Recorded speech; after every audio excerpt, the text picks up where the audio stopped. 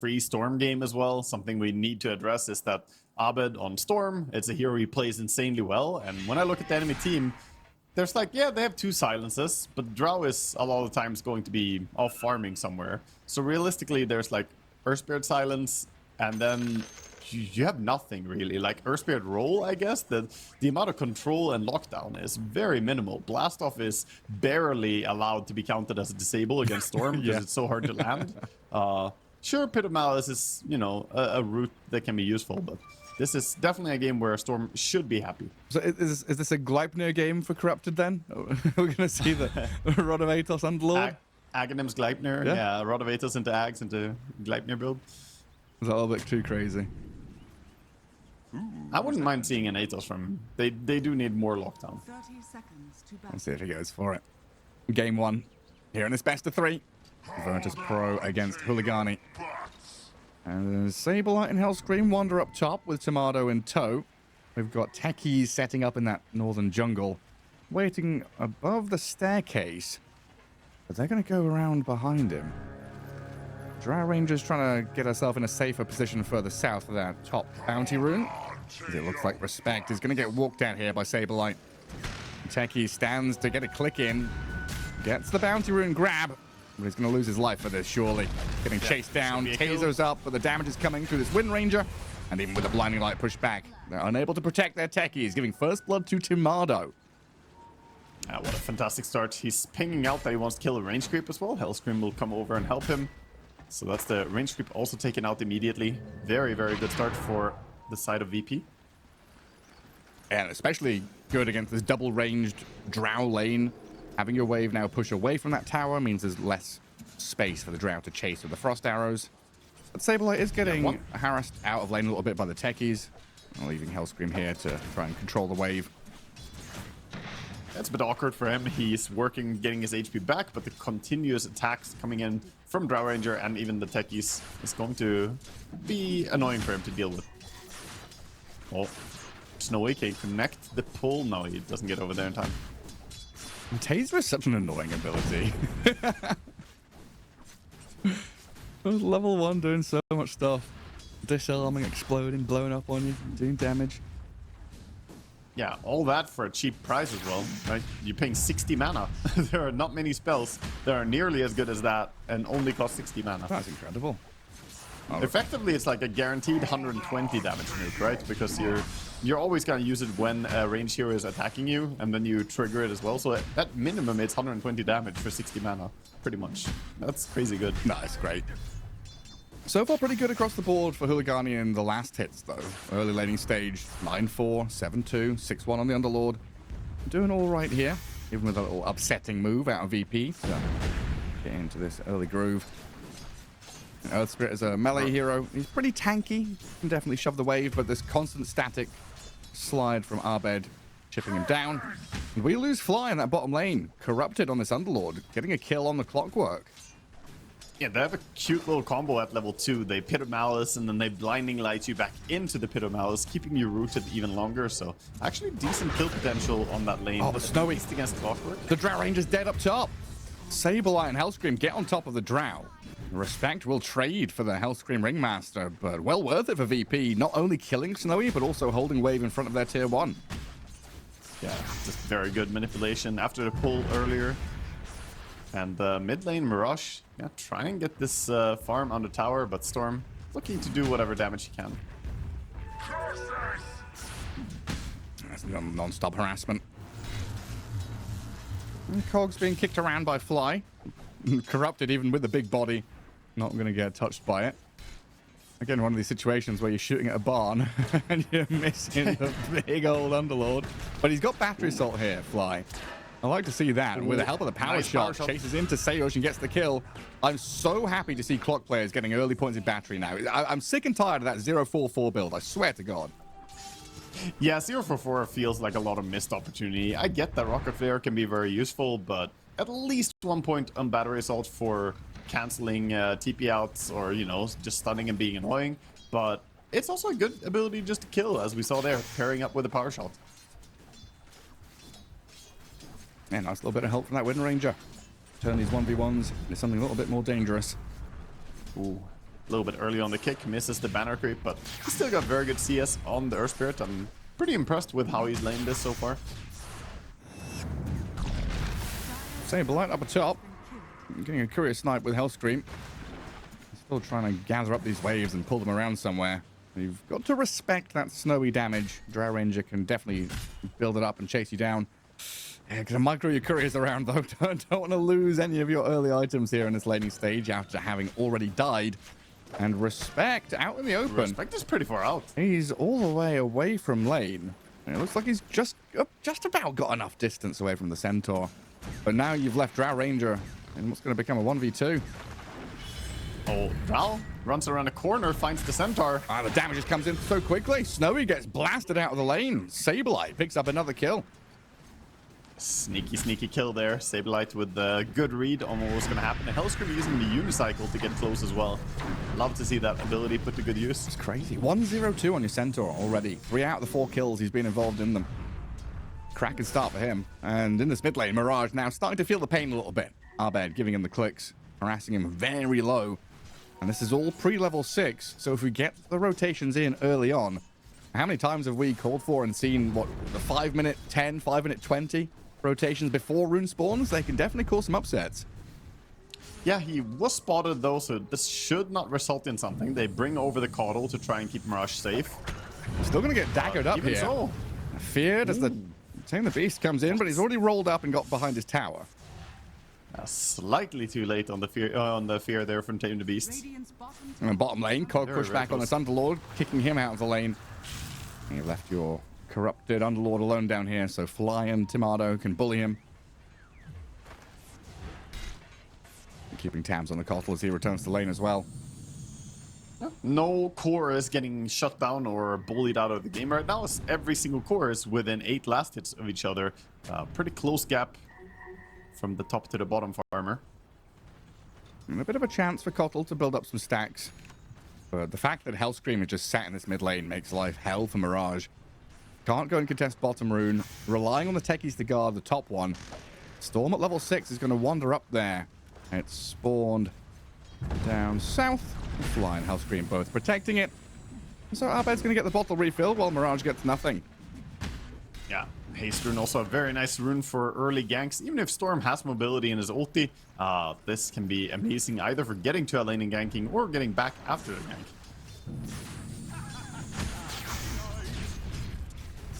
Yeah, bit curious. He's going for the mana boots. We don't see it all that often on the Storm, but it's still a valid build. Partridge is what I've seen the most lately, but he's still gonna go for the mana boots into Soul Ring for tons of mana.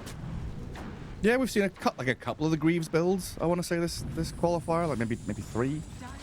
Yeah, I guess here it makes sense against double silence. You're not really contending with many direct stuns or disables, right? It's Pit of Malice and it's the silence from Drow and Earth Spirit that are the big ones. Yeah, this spell is always valuable. Clockwork is zoning a lot of people away here from the Wisdom, but they're still gonna get in time. There's so many heroes here. Yeah, Corrupted, Respect, bringing Seiyosha along for the ride as well. And they'll burn through Fly. The Firestorm melting all the way through his armor. Well, Storm Spread also came in around, looping in from behind. Looking for a fight. Mirage has dived in onto Tomato to magnetize the Wind Ranger down in his bottom lane. A quick little stampede gets her the distance. A scrappy battle over the Wisdom Shrine, but it's going to end up being 1-for-1 across the map. With Fly dying. Yeah, very... Oh, good wraparound. Hellscream is behind, lands the first hit. Whips him. Oh, and the Drow Ranger again. Yeah, with the Helm Creep and the Clockwork Battery Assault, they've got more than enough to get Drow Ranger dead for a 3rd time. This has been a very, very hard lane for her, and Drow, not the type of hero that wants to get kicked out of lane early, so she has repeatedly come back to this lane, but now it's just feeling like you have to abandon this. Go jungle. You got power treads at least, you can farm decently. That was one of the big problems in the draft, right? We saw there wasn't that classic melee 5 to defend the Drow. This Techies has tried what he can, but it's not the ideal hero to have a good laning stage. Especially when you're leaving that lane because you're required elsewhere. You got, people screaming for your help. Down bottom, down mid. Come on, Techies, help me out here. Cottle will move out of that bottom lane. Mirage definitely asking for some assistance to get him off the ground. Yeah, see that item queued up by the Centaur. We're going to get that big heart build. Yeah, I got the stopwatch ready. We're going to time in for the speed run. It's the Dominator into Heart. I think what we typically see is like 16:30 or so is like average timing, 17 or so. See if we can get a good record. But what was the fact? We had one like 14 minutes, didn't we, one day? Oh, I don't think 14, but almost. There was something ridiculous, almost. like, I don't know, it was pretty freaking quick. Yeah, maybe we have a stat for it from production later. We can see. Yeah, see what the fastest one is. Yeah, maybe I'm over exaggerating. I mean, that's my usual. It was a 10-minute heart. Wasn't it a 10-minute heart in hell? Did he have it in single-digit minutes? Yeah, I think he did. You know, it was already on the courier. That's what counts. Not when it's delivered. When it's on the courier as well. It's the Dota Plus advantage right there. Load into the game with a heart. And he's already got 5,000 net worth, so he's well on his way. Wow, that's a lot of neutrals crafted at the same time coming out. Sudden flurry on that right-hand side. So everybody got their neutrals ready. Well, 3k lead for VP. Puts them in good stead right now. The fact that these cores haven't been shoved out of lane or picked off at all. Storm Spirit 000 hasn't been involved, but the fact that he hasn't died feels pretty comfortable. Just continue playing through this mid lane. And it's about the same story down at bottom. Playing towards the 10-minute arcane rune. Storm Spirit zips in and bottles it as Mirage rolled towards him. Magnetize is out, Abed at half health as they chakra up this Earth Spirit and get onto Hellscream. He has to escape act, box himself, get to high ground. Away up the staircase, and he's got enough distance to get out of the grasp of the Koppel, but another magnetized Stone Remnant kick forward comes forward. Mirage gonna get focused though as Fly and Abed get on top of him. Fiendskate with Corrupted coming in though. The numbers are massive. Huligani turning back onto Fly's clockwork, surrounding him, and actually getting a kill over on Fly. Typical carry contribution. Comes in with a one hit to get last hit. Snowy. Gonna feel good about that. He kind of needed it after this rough start that he has had. Good CS, yes, but those 3 deaths means any free kill he can get is very welcome. Still a lot. Big commitment though for Earthbear to chase like that. Oh, Abed has zipped into a pit, but I'm not sure it matters all that much. Timada with the focus fire, Vortex back corrupted. Power shot not on the mark. Underlord actually going to survive, so maybe it did matter that Abed didn't zip long enough. Yeah, also the Taser. Taser plus the power shot missing there, making the difference. Otherwise, definitely would have been a kill. Also, one thing about Taser that's so good is just a massive value point at one level. Sure, it's good when it's maxed out, but a single point in it, just being able to disarm people and repeatedly disarm even, is super powerful. Blast off? Okay, it's clearing creep wave. I was wondering what he's going for there. But yeah, that big fight, heavy commitment, right? 5 from Huligani to kill a clockwork. You don't get the Ringmaster, you didn't catch the Storm. You invaded a little bit into enemy outpost, but didn't get much farm from it. So it's still back to recovering and back to farming. Yeah, just a taste as well of the difference in speed that these heroes can play with, as the Storm doesn't really care if there was a fight up top. He immediately transitioned to fight down bottom. And meanwhile, Earth Spirit, he kind of wants his ulti, or at least he needs a lot of help on his support to be able to kill stuff if he doesn't have it. Any little waiting period is a sad time for Mirage. The Scepter Banisher is a pretty good creep for Sableye to have right now. There's a lot of good stuff to dispel. The Rune from Underlord, the Solar Bind, Silence. Yeah. I always forget about Solar Bind, you're right. We talked about Greaves and the dispels. That's also a big one. Yeah, it's massive. It's one of the nastiest spells to get hit by in the early game. For a lot of heroes, you just cannot move. You get Solar Bound, and that's it. First off, you can't move, and you take insane amount of magic damage too. That's what Huligani have tons of. Magic damage through this Underlord and Earth Spirit. Tomato still trying to get this tier 1 tower bottom. He's brought it within an inch of its life. Needs a few more hits to finish the job. Doesn't look like Huligani are going to be really defending this with numbers. They are smoked up as VP just sat behind his Wind Ranger and waiting. Nothing's happening. Abed. Sayu walks pretty close. Yeah, zips right onto the Koppel. Will of Wonder and Tame the Beast.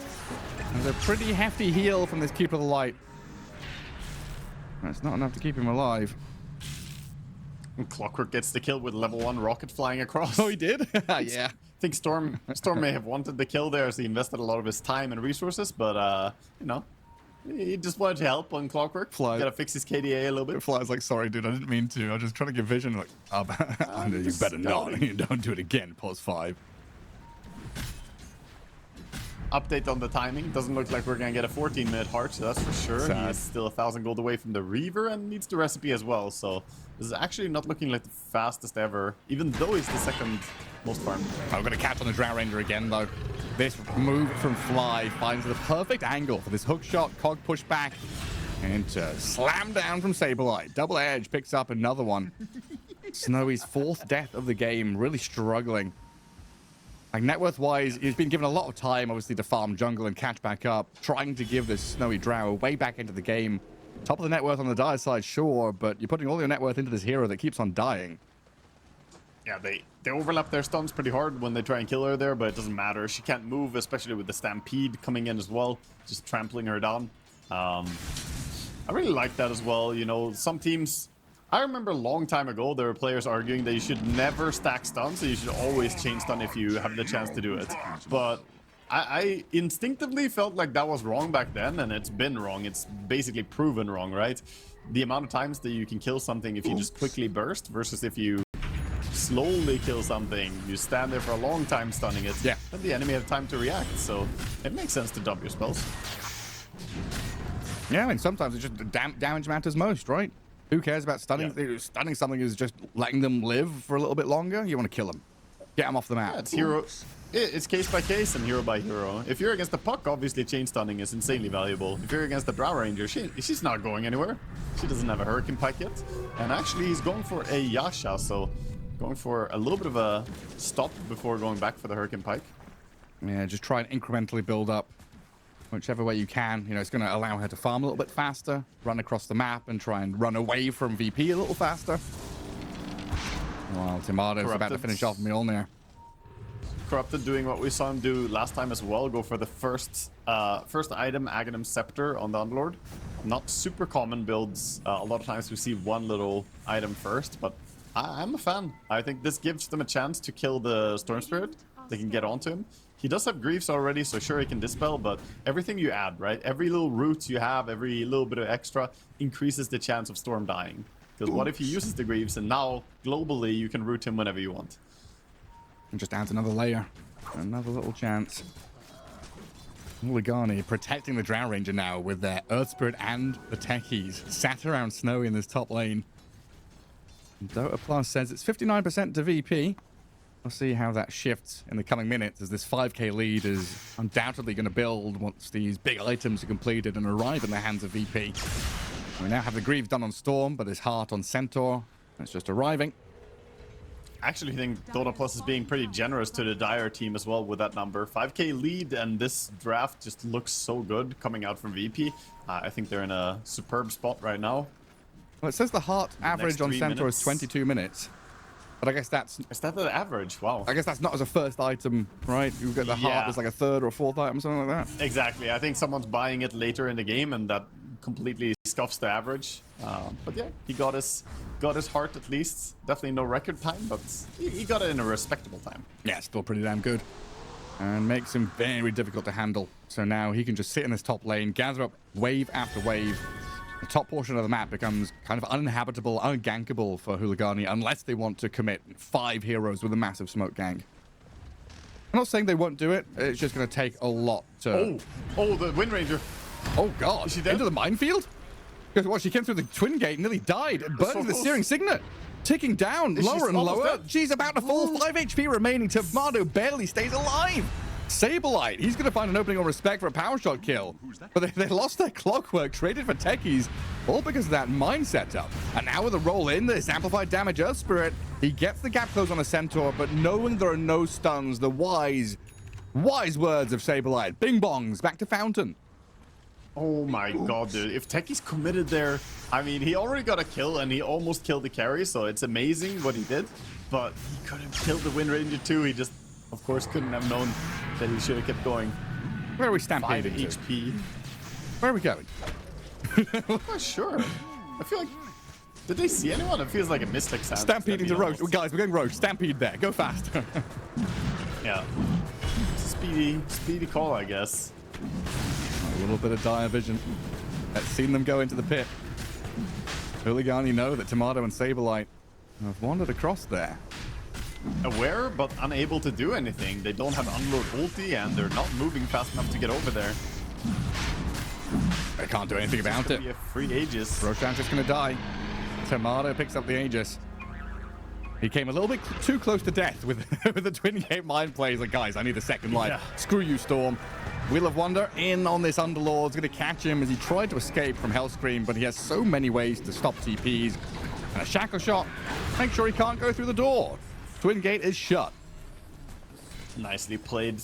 Hellscream with the Ether Lens as well already. Amazing item on Ringmaster. Always feels good having it when you have these multiple different abilities that benefit from it. You have 4 spells that all get boosted. It even boosts your little souvenir too if you want to heal someone. Get a bit of extra range on that.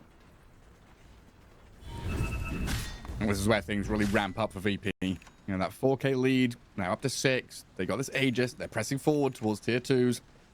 Going to take some big moves out of Huligani to try and hold on to this map.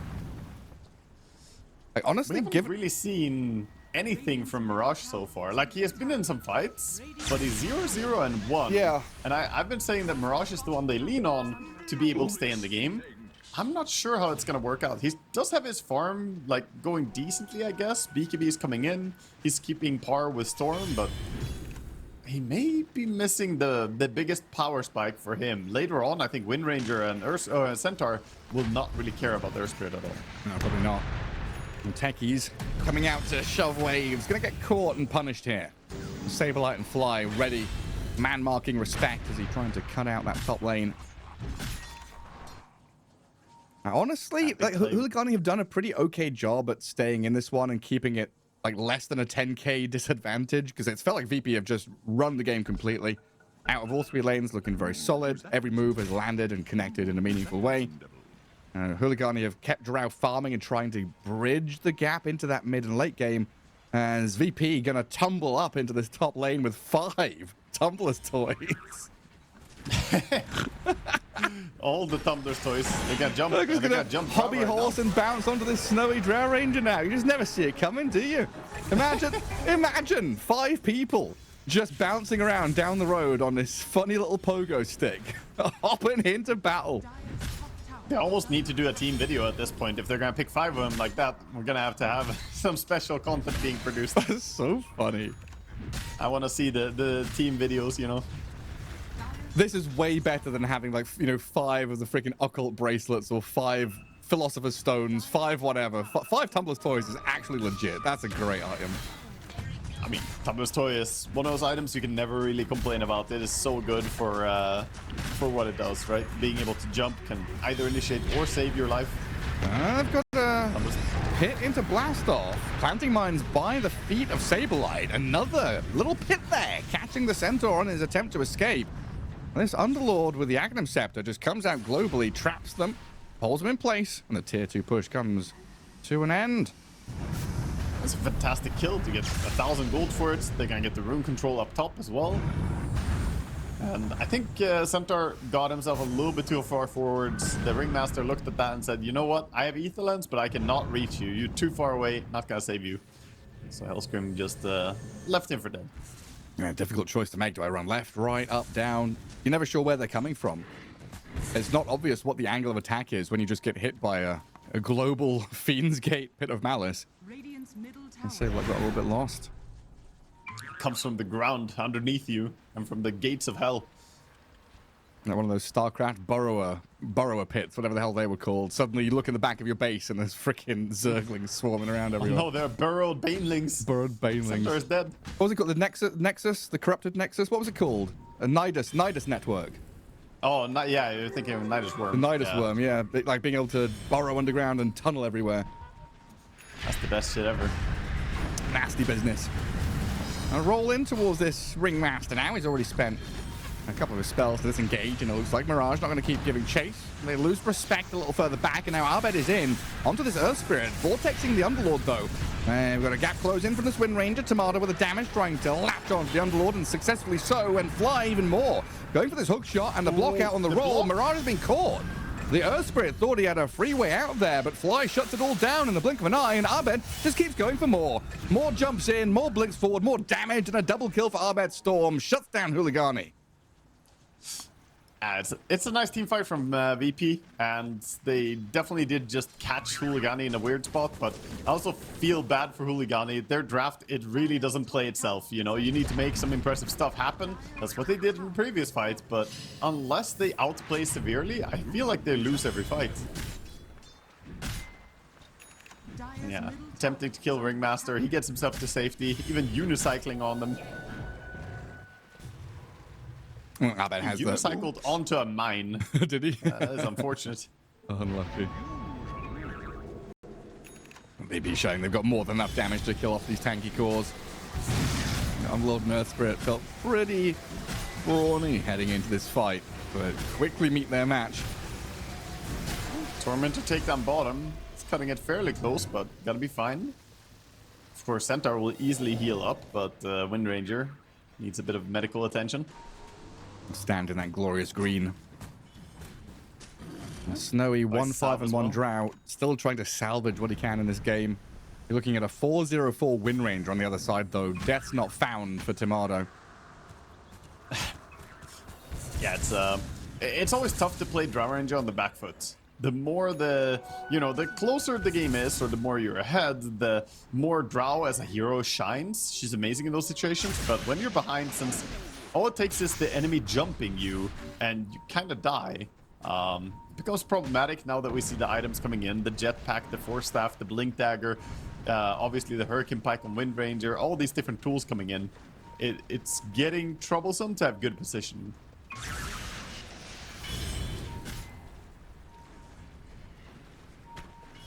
Huligani trying to position themselves on the enemy side of the map and get something going. You need to try and find something of your own design. You can't just get gone on, rolled on.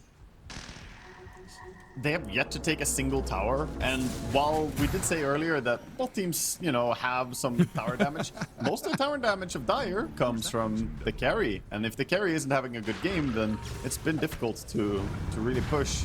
Yeah, they have a little bit of cheeky ways to push. Respect this prioritize just getting vision with these mines, though, putting them on Tormentor or getting some control in the runes. I just love the cheeky little giggle and smile out of Fly. He's holding enemy outpost. Drow Ranger came to multi-shot him, and Fly is like, guys, they scouted me with a Drow multi-shot, but she's too scared to walk up the staircase. Snowy finally reclaiming a bit of land over there, but just a single Clockwork was enough to scare them. Yeah, and he can play pretty aggressively. He didn't go for the Blink build, which is quite common on Clockwork to go for lately, but the Force Staff fills a similar purpose and is a little bit better for saving your friends here in this game. And I think in particular he wants to be able to bail out if Storm gets rooted or trapped up, get him to safety. This lead has skyrocketed pretty quickly. 11k now for VP.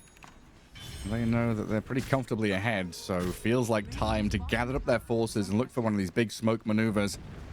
Roshan is potentially 5 seconds away from spawning, so all 5 of them holding hands together and playing with Fly leading. Nobody nearby here. Drow is tucked all the way back into the base after clearing camps. Scan turned red momentarily. I think VP realizing they've missed their shot. And we know that Roshan is 2 minutes away, so plenty of time here for Huligani to set up with a bit of vision somewhere. Can't believe that VP were the ones with 5 Tumbler's Toys, but now they have recycled all of those, and Snowy is the only one who has a Tumbler's Toy still. He knows what's good. Saberlight, with the last second of that vision, has found a go on techies. Quick little blow up on respect. Can't just say Spell Slinger on Storm feels like a broken item. What do you mean recovering 20% of your used mana over 10 seconds? That is so good.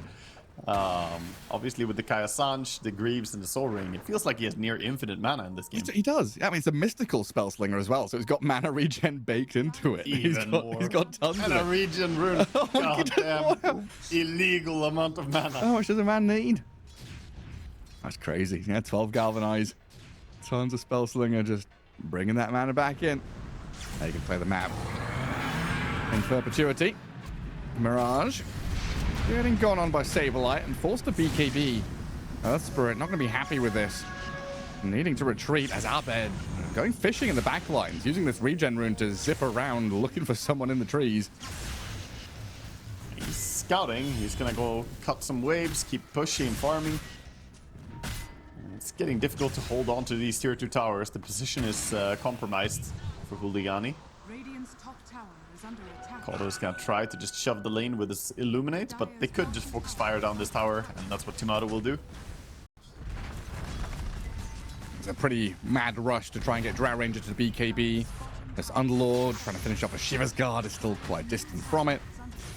Huligani scraping the bottom of the barrel, trying to farm anywhere they possibly can as they watch multiple tier 2 towers get marauded by Virtus.pro. The total tower damage by Dire is, well, we did say Drow was the tower damage, and it is quite literally true in this game. Yeah. As everyone else is 0 building damage dealt, and Drow dealt 196. Wow! Tremendous amount of hero damage. I mean, it's looking grim. They're also not really in position to contest the Roche. Techies kind of is.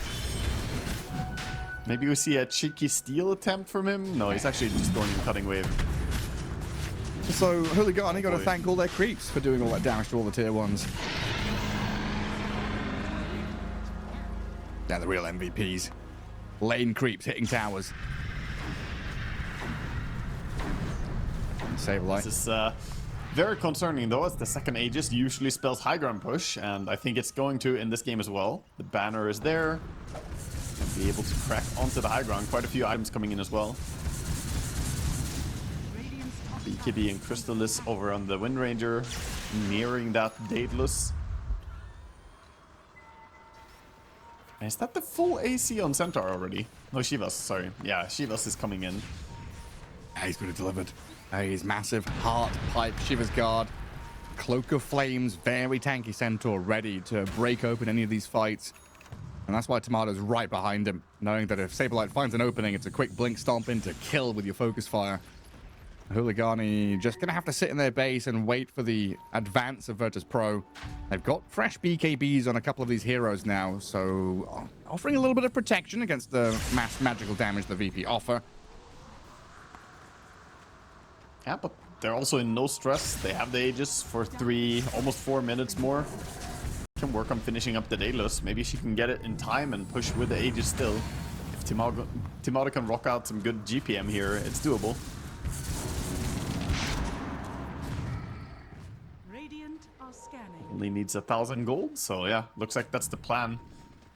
I believe he's telling his team, guys, wait, I just want to burst people really fast. Yeah, I mean, there's no massive rush to go up high ground here. You know that the big way back into the game by Huligani is a high ground hold some way where they've trapped you in all these pits of malice, they enclosed areas, use the terrain to their advantage.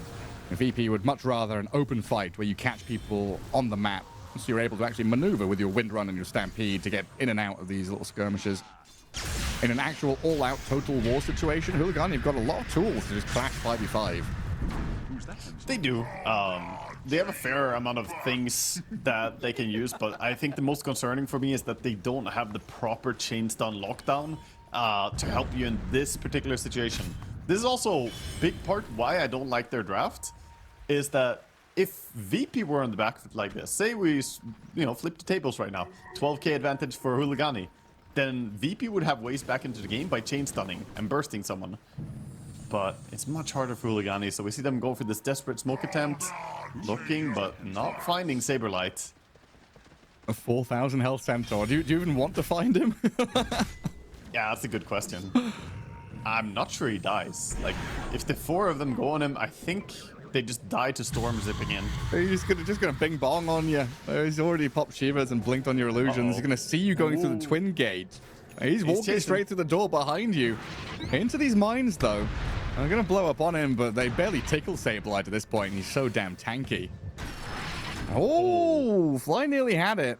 Barely off there as he scrapes the backside of the Earth Spirit mid-TP. Does get to safety, but it's another excursion that didn't really lead to anything, so you're just getting outfarmed even more as Wind Ranger has finished up the Daedalus.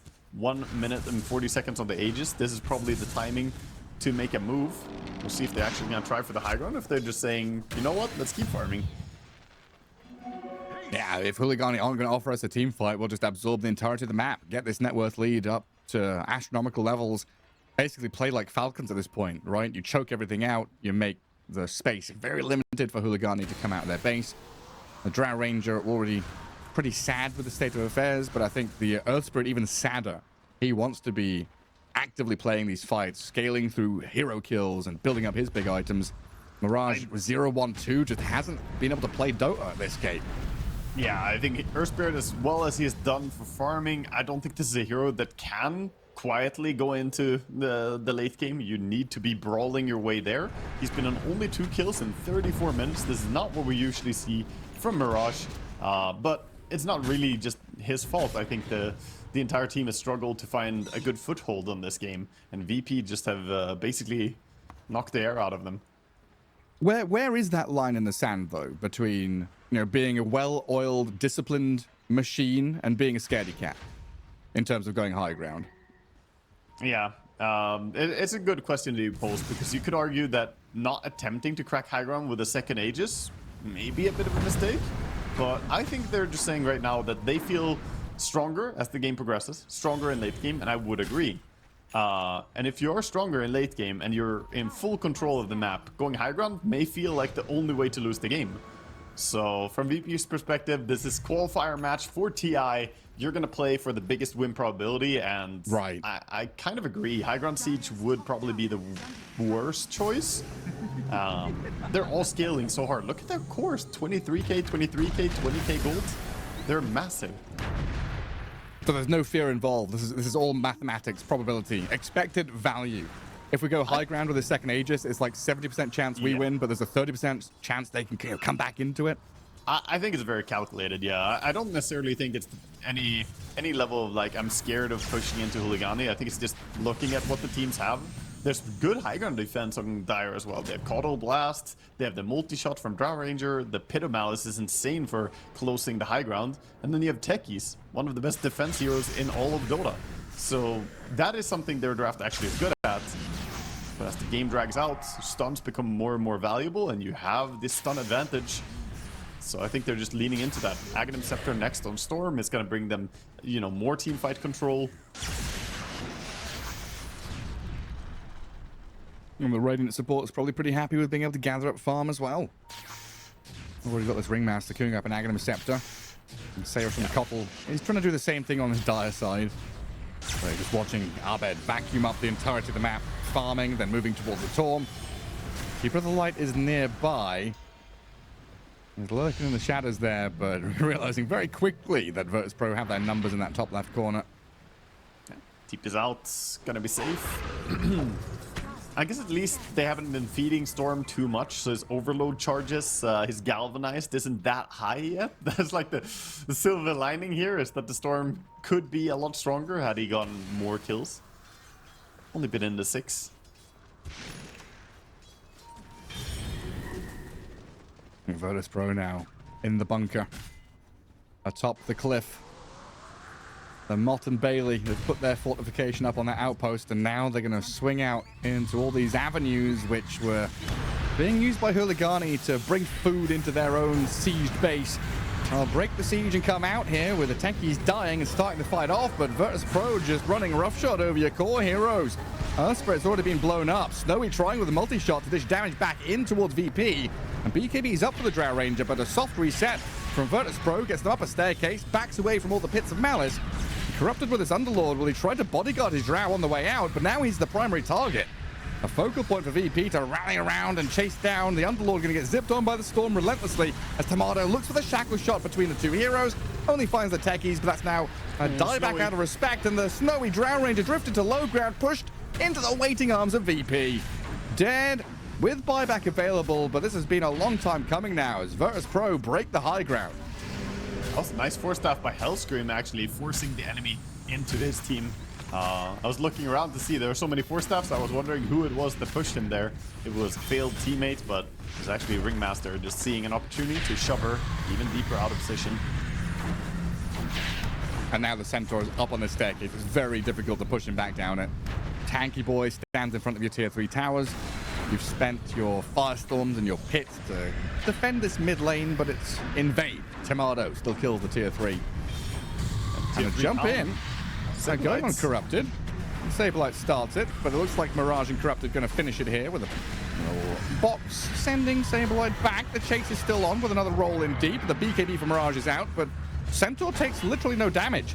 He's so damn tanky. Mirage has rolled into his own death and died again. This time 70 seconds with no buyback available, and Corrupted being bowled on by Abed finds a bonus kill. Both tanky cores out of here for over a minute now. And we're going to be looking at, what, multiple lanes of racks being taken by VP. Yeah, they're holding on for dear life here, but 2 dead for 60 seconds on 2 core heroes. This is going to be, you know, all your base basically falling. There's Satanic on Wind Ranger, not getting rid of her anymore. She can easily sustain through any harassment. And a game where we just haven't seen that Huligani style of dragging it out and waiting for mid-game, hitting their timings. There was no pace, there was no stride, there was no big hit from them. There's been a bit of a sad whimper at the tail end of this game where they just sit in their base and watch Virtus.pro amass their forces, build up this 30k net worth lead, and walk it in. They just walk it into the net. The worst case thing happened, right? The fight wasn't even in their base. The first fight was outside base, and they lost it horribly. And now Drow Ranger forced back to Fountain, leaving Respect wide open to get bullied, stampeded upon. Blast off gets a bit of distance for him, but Abed chases him into Fountain, doesn't get the kill. Now back to dealing with buildings, Virtus.pro. They got mid and bottom, they won't get top. It is bizarre watching this Abed Storm, how much resources he has. The Spellslinger, by the way, did get upgraded to a next level Mystical. He kept the tier 3 item as a tier 4. Obviously makes sense on the hero, and then he has Mystical with mana cost reduction as well. I mean, that's just dirty, man. It's so much mana. One thing though, it doesn't seem like you can amplify the mana coming back. It doesn't count as mana regen, so at least the Kaya Sanj is not amplifying the Spellslinger mana regain. Okay, that's fair enough. Makes sense. Big man Roshan gonna roar. Huligani still stuck in their base with no chance of contesting though. Even with that Fiend's Gate, they're not going to give it a shot, so it's just a freebie Roche. Aegis, Cheese, Refresher Shard, Roshan's Banner, all the goodies here for Virtus.pro to look for this final lane of barracks and close out game 1. It's been very one-sided, 22-6, 33k lead. At no point has Virtus.pro really felt bothered by Huligani or any of their efforts. No, not really. I think they've been in control of the game since the laning stage. I gave some praise for Mirage for doing quite well in the mid lane, but we haven't seen anything coming out of Huligani, unfortunately, in this game 1 of the series. 34k lead, and basically just finishing the deed right now for VP. They've done all the dirty work, so just gotta finish them. Yep, here's the Roshan's Banner. Catapult, creep wave, moving forward, even through the Pits of Malice and the Firestorm. Tomato using his Gale Force to make life irritating. Earlier on was just pushing heroes around inside the space to try and find any chance of an opening. Now with a focus fire. Planted. Maybe someone can jump into the mines. We're going to go straight onto Corrupted. Underlord getting stomped and shackled. Half HP remaining, but he's going to get his BKB off. That's double BKB from Huligani just to kill off a Roshan's Banner, though. Yes, you've defended your base, but Abed, he knows that he's got so much space to just get on top of the Drow Ranger. Bully her back, and a hook shot from Fly opens things up on Corrupted. Mirage has been slain by Tomato. Earth Spirit dead. Underlord follows. 2 in the grave, both with buyback. And they're going to have to use it here if they want any chance of holding on to game 1. The tier 3 is done. Now, Rack's now open, and Tomato going to make the move with Sableye leading. They've got a 2-man Vortex after the stop. Earth Spirit, low HP, healed up a touch by Holy Locket, but this box, the Ringmaster buys time for Abed, but he's still dead. Couldn't get away. Trapped in the pits while Sableye, that big boy, Centaur, just slaps down his big old axe, forces the GG out. Inevitability was there. They killed Storm once. The first death of Abed 43 minutes into this game. No signal of a comeback, no nothing. Just a little bit of a morale boost. And for Huligani at the tail end as VP hammered them. Blinding Light is a super good tool. Very similar to Techies and his reactive taser. The Blinding Light is stopping auto attack damage output. Oh, still pretty good all round then. Good all round hero. Yep. Hellscream, it's one of his favorites. We'll see how it goes here. VP 1 game ahead in this best of 3. A game away from qualifying to TI 2026. They can see it in their sights just at the horizon. Huligani ready to try and stop them though. Seo just walks up and kills some of his trees by sending a bunch of cogs in there. Sure, it scouts, but it also just deforests the mid lane a little bit for Dire. Others like, what the hell, man? What's going on here? Usually you breaking trees in your safe lane, trying to get rid of some of these access points. I was thinking that mid lane. We're going to see each other across the river there. Sayer stands up, says hello to the tide. Currently looks like we're just going to get the 2 for 2 setup though. VP smoked around that top bounty rune. Mirage thinking about contesting, but when his smoke breaks, he'll realize, yeah, there's a Bane over there. Don't really want to step up to it. Yeah, no, definitely not. Would just end up losing a bunch of HP, maybe get nightmared, and it would not be worth it. Just get back, get your body block. However, Abed starting the body block all the way at the tier 3 tower means that he should be winning the block on mid lane, which is one of the key things you want to get a good start on mid lane, is getting your own high ground, in particular if you melee against range hero, like this Earth Spirit versus Puck. So, yeah, good idea by Abed to set himself up for success here. Look at that positioning. Very nice for him. Yeah, already on his staircase. And already being able to chase Mirage a little bit with that extended bit of distance. Exactly, and makes life just a little bit trickier for Mirage, but Mirage very good on this puck, so we'll see if he can deal with this situation as well. But first creep wave, fantastic for Abed. And a great start for him there. Top lane corrupted, trying to drag the wave off that left-hand side as the Clockwork was trying to deal with the enemy support. And down the bottom, Respect out in the open, getting Blinding Light pushed back into an anchor smash and some additional harassment damage, which maybe he wasn't expecting. The strength of that displacement tool already being shown off by Hellscream early laning stage. Yeah, you have to be very careful not to go too close and get pushed into the Tidehunter, as the damage can be very threatening, especially if he gets point in Gush as well later on. We'll see what he does though. Maybe he will max out the damage block being against Lifestealer.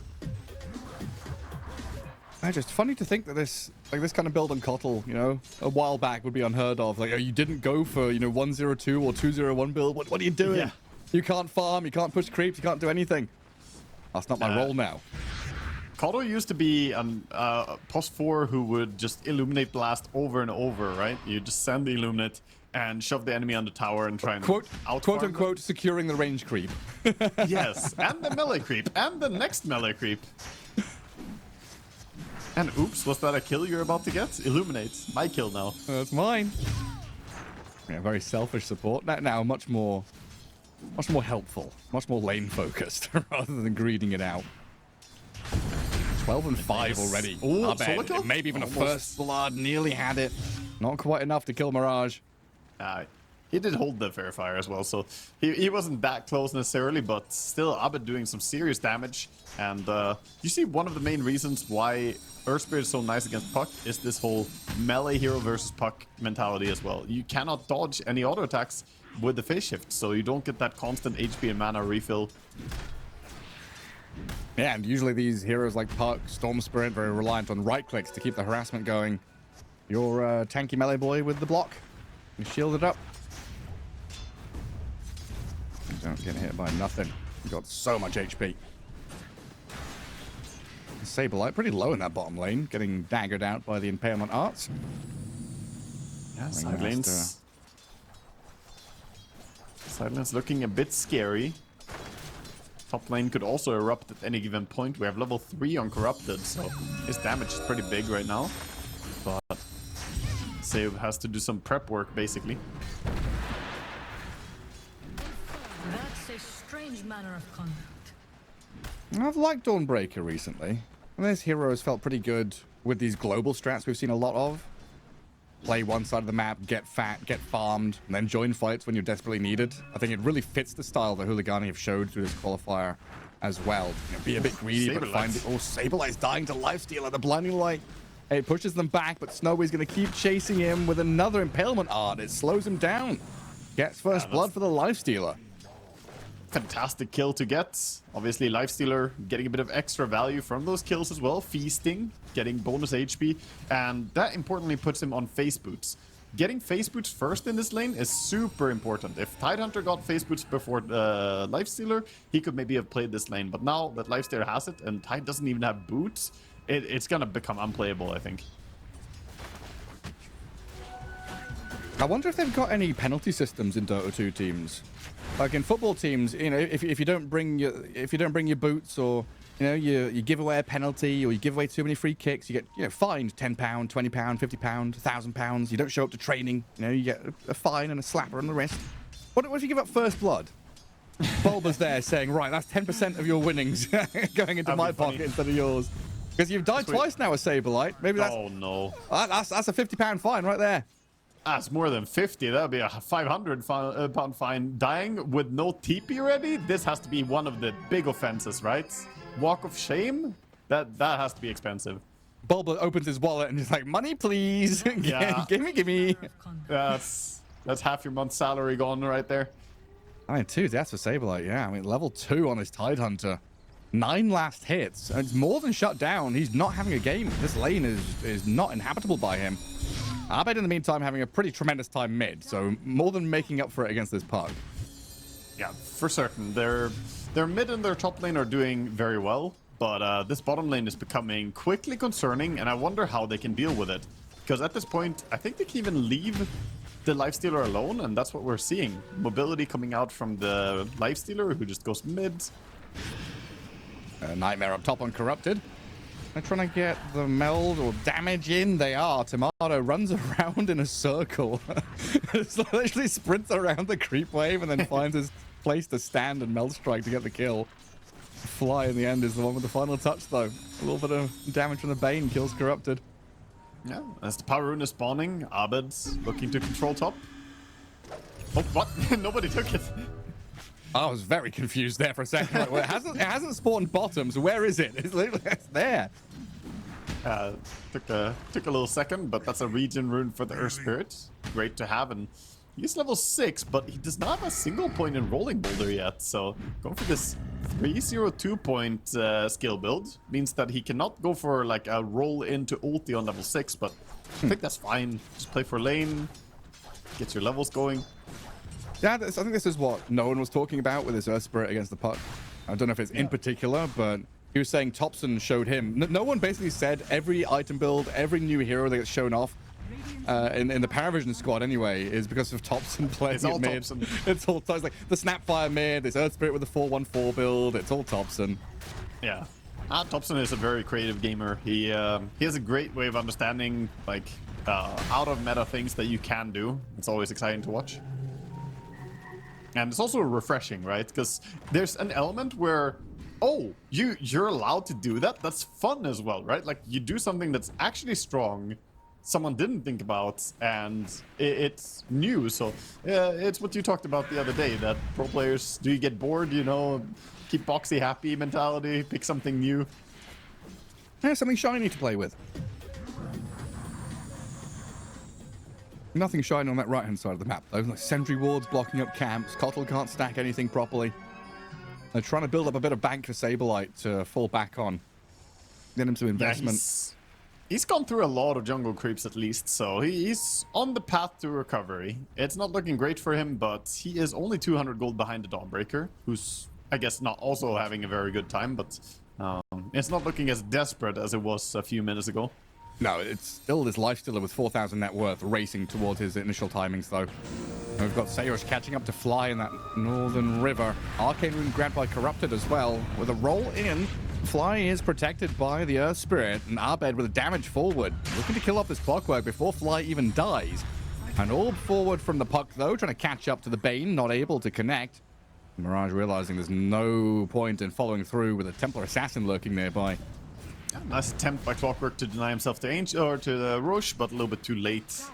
Didn't quite get in there in time. Maybe he could disjoint it a bit earlier, but it's gonna be a good little skirmish going the way of VP. Oh look, it's Snowy and his bracer recipe again. Is he gonna stay there for the entire game again? Oh, I did the exact not- same thing. It was like, maybe I need a bracer, but maybe I'll just rush this Radiance as fast as I possibly can. He'll bring it out in case of emergency. This is the, you know, break the glass when you need it. Break the glass bracer? What does the bracer do for you? Freeze up an you item strong. slot. Wahoo! Makes you strong, man. It's big. Also, he got a very nice item in the chipped vest. Getting some extra farm speed here. The amount of time that he's sitting and just hitting creeps. There's a lot of chipped vests. There's 3 of them. 3 Ash Legion shields over on that Radiant side. Very tanky boys. A Dire taking a diversionary route. 5 different items for them. Tomatoes picked up some fancy gloves. Yeah, back to regular laning though. Tidehunter now feeling a little bit happier with being able to sit down bottom. Level 6. Got himself the phase boots. Level 3 anchor smash. Yeah, Clockwork, after a respawn, came in and did some blocking as well. Came in with the sentry. Gonna get dewarded immediately by Hellscream. Radiant's top tower is under It's not attack. really stopping any of the farms that they're building up. We'll fly in this mid lane. Nightmare into grip. Are we going for it? No, he sees no the way you Clockwork grip coming in. this So difficult to set up for it. I bet he's going to magnetize regardless now. of Fly's abilities. And now There's the grip. you've baited them in. You've got nothing to cancel the grip on the Clockwork. They'll blast into Seuss with the Kotl and the Bane. And he'll a little bit more as he'll force them to chase up high ground. A Nightmare into this salve. And he's healing up, but it's cancelled now.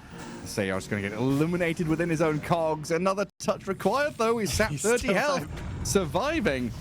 Well, this Earth Spirit Oh, no. comes back in and says, okay, enough of this nonsense. I chased the puck out of lane. You guys didn't follow me. I'm going to come back and kill the clock. Man, they slow roasted that Clockwork for Earth Spirit. Finally, he comes in and just takes the kill. Tenderism. Enjoying it. That's a Tenderism Clockwork. fully marinated piece of chain meal. It falls off the bone. It just peels right off. This lifestealer is very, very big. He's got the relic now as well, so now Tidehunter can't Yeah. just walk up on lane and feel unkillable, even with the damage block. He's gonna take a bit of damage from every single auto attack.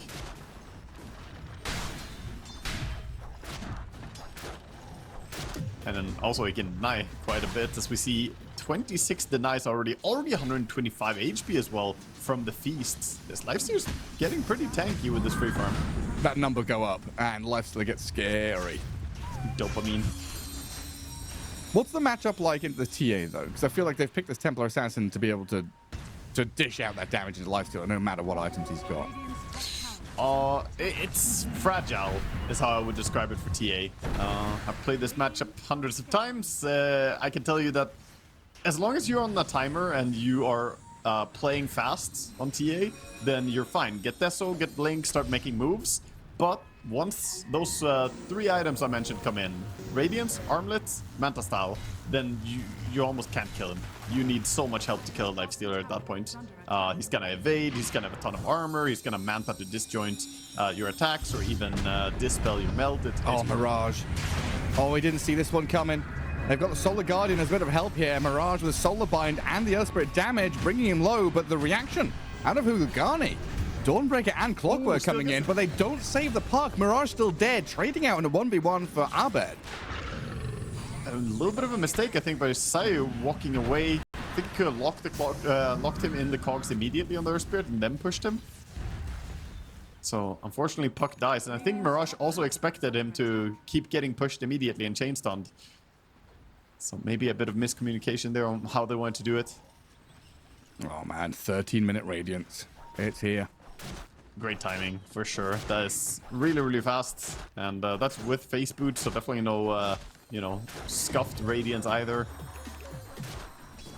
And this is where he accelerates very quickly. Already topped the net worth. Faster than the previous record, which was probably him as well. Yeah, he did play it earlier and had a pretty damn good game. I think he got it like... actually, last time we saw him, it was not super fast. It was like 14, 15 minutes. But Either way, it definitely works out for him in this game. Well, he's had a couple of games, right? He had one in that losing game against whoever they dropped to, which was like whatever. But the one before that was pretty quick. You're right. May have been his timing in that one. Fly smoked up with Tomato here through the Twin Gate. They're hunting for this Lifestealer. You know, Radiant's timing, he wants to take out all the jungle camps, but Snowy has two supports by his side, ready for this move. Oh my Already God, they deliver him. What is this? Fast food. Preempting Holy. the gank. Just understanding they want to protect this Lifestealer, make sure that Snowy is perfectly happy farming. And both supports, I mean, they barely needed to do anything. What's it called when you go to those places where they have like sushi rolling on like a, you know, like I don't know, that conveyor belt thing? I don't know conveyor. what it's called. That Bane, he got on a sushi conveyor belt right there. He just got delivered to Lifestealer. That was disgusting to watch. I just shoveled into his mouth. Lifestealer could do some damage to a buffet. Yeah, he could. He'd get kicked out. It'd be like that Homer Simpson in the lobster buffet, you know? Yeah, it's probably a good tell when someone crawls in on all four into your buffet. It's probably the first sign that you should probably not let this person. Saliva dripping from their mouths like a rabid dog. Yeah, you're sure you're gonna be let in. You walk into one of these like hedonistic Las Vegas buffets. You know, the big ones where it's like, you know, pay $100, it's got crab legs and lamb and whatever, you know. Lifestealer walks in there, they're gonna charge him triple easily. I think it's good, by the way. Those buffets when they have like a fine if you don't finish all you put on your plates. Yeah. So you don't throw away a bunch of food. I actually kind of like that. Doesn't have to be a big fine, but like something, you know.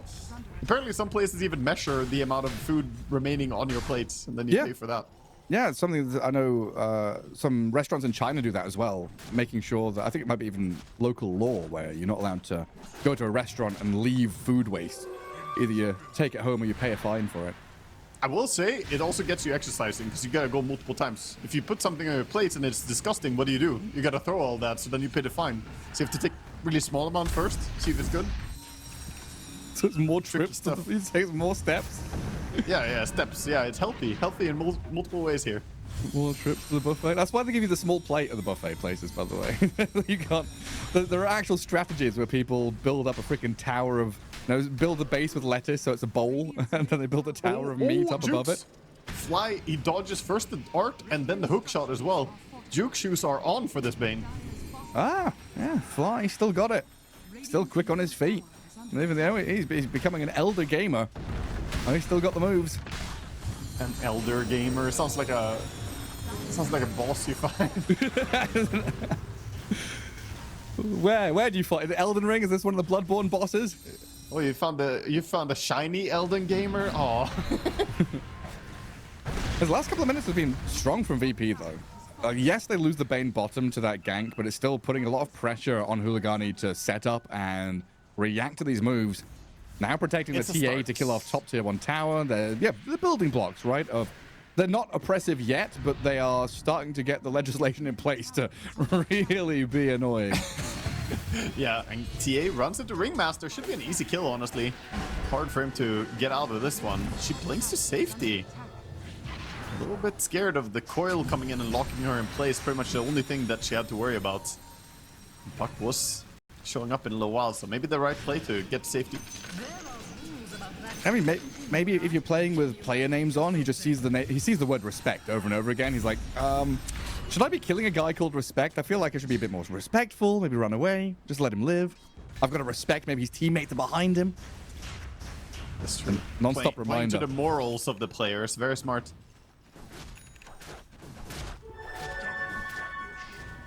$10,000 net worth Lifestealer though. Untouched in this bottom lane. This is the thing though, if you're behind Lifestealer and net worth as TA, it does not feel good. So while we're talking about how she's doing stuff and opening tower, look at bottom, Lifestealer. Snowy gets the tower as well, putting him 700 gold or 600 gold ahead of the TA, and he already has Radiance, already has Armlet, and guess what he queued as the next item? I'm telling you, this is the trinity of items. He's going to be unkillable to the TA, and I am not sure if they have the tools to deal with this Lifestealer. I'm really worried, honestly, especially with Escape Act and Solar Guardian. They've got so many ways of saving him on top of Rage already being baked into the hero. Mid lane, there's a go onto Hellscream. Being poked back by Mirage, jumped in on by Sayush. Saberlight walking into the middle of them, threatening with a Ravage. He's got 17 one charges to pop it, but he's just going to walk down the clockwork here with a Gush. Tomato getting pushed by the cogs, though. Sayush not getting chased down or killed as he just pops the cogs out and pushes VP all the way back. Wow, they get away with that cleanly, get a kill, back out. Sure, they didn't take tower, but forced all of VP to react to this. They burned a ton of the Tide's mana as well, putting him in this uncomfortable spot. Sure, he has the Soul Ring, but to use all his spells over and over, you need some heal from Hellscream coming in, some chakra. And slow and steady. This is what Huligani really strive for and have been comfortable in our game so far in the qualifiers. A 2k lead. There's a 1k right now, 5-4, but a pretty steady game without any upsetting moves. Puts them in a position where they can actually look to play through Mirage. Right? This Mirage puck has been an absolute nuisance through the lower bracket in particular for a lot of these teams. Has died once, but it's starting a pretty good time hitting the items. I think the impressive part, okay, they might get a kill onto this. Nice kickback with the Fiend script. Still pretty tanky though. Now it's Dawnbreaker, a third of her health remaining, and the box comes in with the Wheel of Wonder, hook shot onto the Bane. They've got Corrupted a bit of distance again. The Infest will heal him up, and now Snowy, he's in onto Hellscream. The damage stacks up, the two supports disappear, and the Solar Guardian's going to land right onto the Templar Assassin who's being burnt down, but they've got a Ravage, and Tomato to turn. Maybe they can find him, but no, Snowy just burns them alive. Armor toggles back up, stays alive, but Abed, he's in with a triple kill. Earth Spirit with the Magnetize, diving in to get an Ultra, burning through that poor little Ringmaster, and the two tanky cores of VP roll back in again on Corrupted, but the Starbreaker, Abed gets hammered into the ground, and a 1v1 mano-a-mano, tete-a-tete between Corrupted and the Saberlight ends with the Dawnbreaker coming out victorious. Dude, Corrupted. Isn't it funny that the first guy who gets gone on is the only one who survives that fight, brawls to the very end. Yeah, Earth Spirit with some crazy damage coming out, but look towards TA. 1300 damage in that fight, didn't really get to do much. Beautiful positioning of some of the counter spells there. The big teamfight ultis from Radiant were used in perfection. Ringmaster, his ulti just disjoints this entire fight. Look at it. Clean. That is a great ulti. They play around it, even hop towards it, hop in and heal the Dawnbreaker. Honestly, I'm so impressed by Huligani's team fighting. This is what they do well. That's so nicely done. A back and forth, the return back in from Corrupted to heal them up with that Solar Guardian. And even you're right. Armlet toggling through Magnetize too. Like, that's a nice little detail there. Not super, you know, easy to do in a fight, but managed to land that. Unfortunately, still died afterwards. And then they thought they had him, but there's Harpoon and the roll from Earth Spirit connecting in a way that favored Corrupted. And you're absolutely right. You start this fight on him, he ends it on you. Yeah, big smiles there. Huligani feel good. I think this was also a fight that VP may not afford to lose. If you lose this fight, which you did, now this gives Lifesteer the time to get the Manta Style. And I'm not selling snake oil here, you know, it is true. He's going to be super hard to deal with. He nearly lived in the last fight where he didn't have a Manta. Now with it, they need to come up with a plan on Dire. They need some way to get Fly to grip someone, honestly.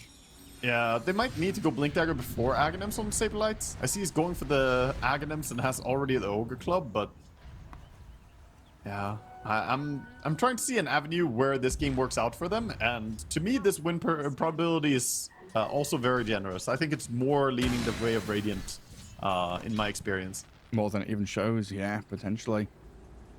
And kind of looking at this Tide to need a shard as well. Like, we need shard against this puck, but trying to slot it in, kind of challenging for Saberlight with such a bad game. Yeah, I mean, he's done a good job trying to recover, and the Aghanims will be a nice farming tool as well. But I just don't really like their conditions for going into the late game here. They're finally going to open the bottom tier 1, which was defended for a long time by the Lifestealer. He goes for similar trade on the other part of the map. It's tier 1. Yeah, it feels like VP's avenues into any of these team fights requires, you know, supreme vision or a surprise, some kind of silence from fog. Try and make sure you can't, you know, rage or react. Get on to the supports, you know, burst the Ringmaster or the Clockwork or both, and maybe that can be a condition where they can actually play out the fight afterwards. But yeah, unless they get a good initiation, the fight will be very hard. Ward getting planted. Definitely needs some advantage of VP to look comfortable in these. Oh, the illusion bait! The illusion bait actually tricks them. Still going to coil on this Bane, but now the turnaround on the puck, saved by the box momentarily, but the Ravage, did he face shift and dodge to jaunt away? It doesn't land, but you still got Tomato with the help of the grip. And bails Sableye out, a situation where that Ravage was spent for nothing. Yeah, also fantastic illusion baits. Thanks to that, they managed to win the fight. So tip for Abed. He was the one sending his Earth Spirit illusion to the forefront. And now Roche time. Straight into the pit. Huligani on their Dawnbreak ulti. They are nearby, yeah. I fight. mean, Tomato and Abed, they're hunting for respect. They caught a glimpse of the Ringmaster, but he has sprinted, blinked, and run into the tree line. But he's got rolled upon. Thanks to the TA trap, they got the vision, the catch, a kill on the ring. So 30 seconds without him.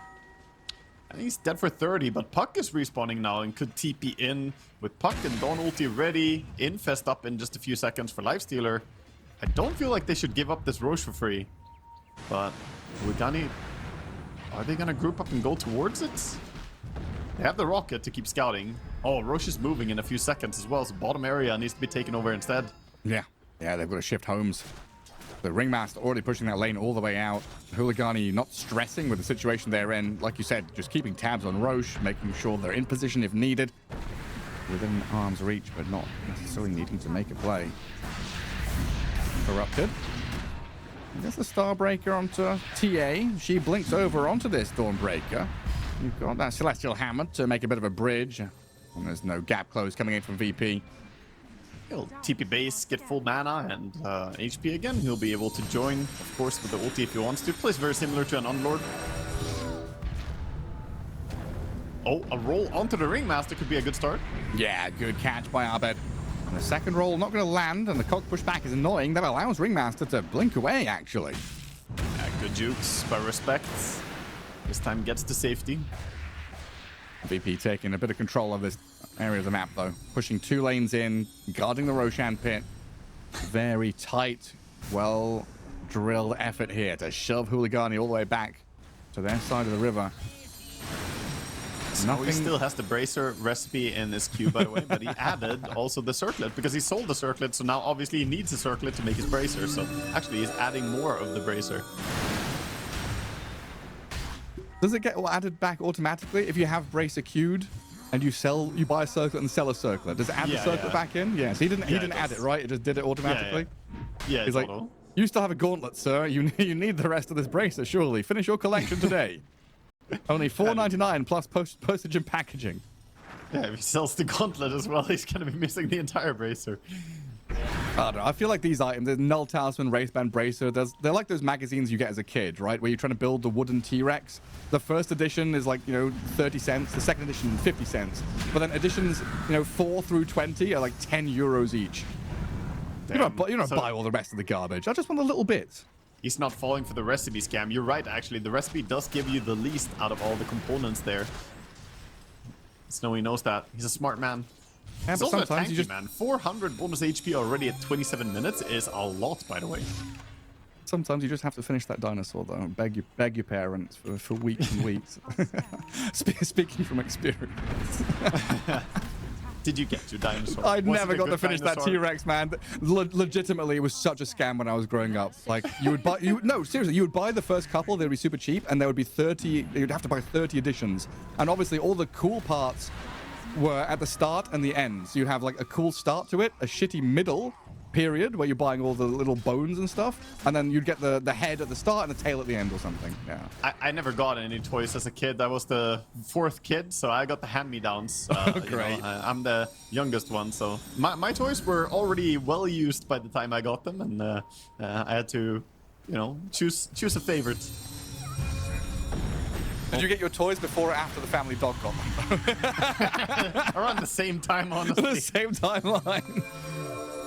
Should we give this football? Should we give the bouncy ball to Waga or to Fido? Honestly, dude, I've seen recently. I've been to my family gatherings. You know, my mom, the food she gives her dogs is better than I've been eating my entire life. No, they get salmon on their meal. You know, a little bit of fish oil along with it. Maybe some fresh meat along with their dog food. Yeah, dude, they eat good. Are your parents looking for a new pet? I mean, I'm available.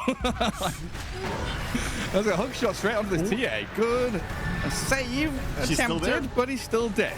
Surrounded by Huligani as they just drop everybody onto the TA's head and now fly. Well, he came in with that nightmare save and gets slain anyway. Huligani looking very good here in game 2. Hunting. Chasing in towards Hellscream. Mirage trying to catch up to the Kotl. Not quite getting there with the impalement art either, coil. so he tucks the trees and TP's home. He didn't go for the coil. Should've just clicked it, Mirage. Go for it. But yeah, still has coil. They have more to go with as well. With the damage, they can easily turn into a Roche. And now we're starting to see the power spike that is Huligani, their draft. That's just an unkillable lifestealer. They're just dealing radiance damage non-stop. 3,800 health. Very difficult to break through him. Sableye has the blink. He's looking for it. Looking for the steal. Yeah, maybe an attempt to jump into the Roche pit as they roll in towards them, but Snowy already grabbed the Aegis, infested into the Dawnbreaker, and harpoons up to high ground. VP get nothing in their attempt. Lifestealer hitches a free ride to Fountain and gonna run out again. Back. That is exactly what they did the moment they got the Roche. Happy with the advantage they have, of course. Don't want to take a big fight with BKB cooldown on Dawnbreaker. As well as ulti cooldown, of course. And now we're in a game state where the Lifestealer is, what, 3k? No, 2.5k ahead of the Templar Assassin. You talked about that holy trinity of items that he got, building up into the Skadi and then back towards the Silver Edge. He's tanking up even more and finding ways to deal with the Tidehunter. Yeah, he's got the Skadi, which is obviously amazing against the Tidehunter, but this is just gonna add even more durability. We're looking at a already about 4,000 HP hero who has 42 armor and ways to dispel and go into BKB state. Like, I'm sorry, but TA is just not gonna match up against this. I know my ins and outs on this hero, and late game is heavily in the favor of Huligani for sure. Yeah, especially when you add in an Assault Cuirass on his Dawnbreaker, which is getting pretty close to finishing. It is a tremendous amount of stuff here. To their credit, though, Abed still doing quite well on the Earth Spirit. He's getting good farm. He is still 2,000 ahead of the puck. Has a Shiva's Guard and building towards a Bloodstone to add more damage to the team.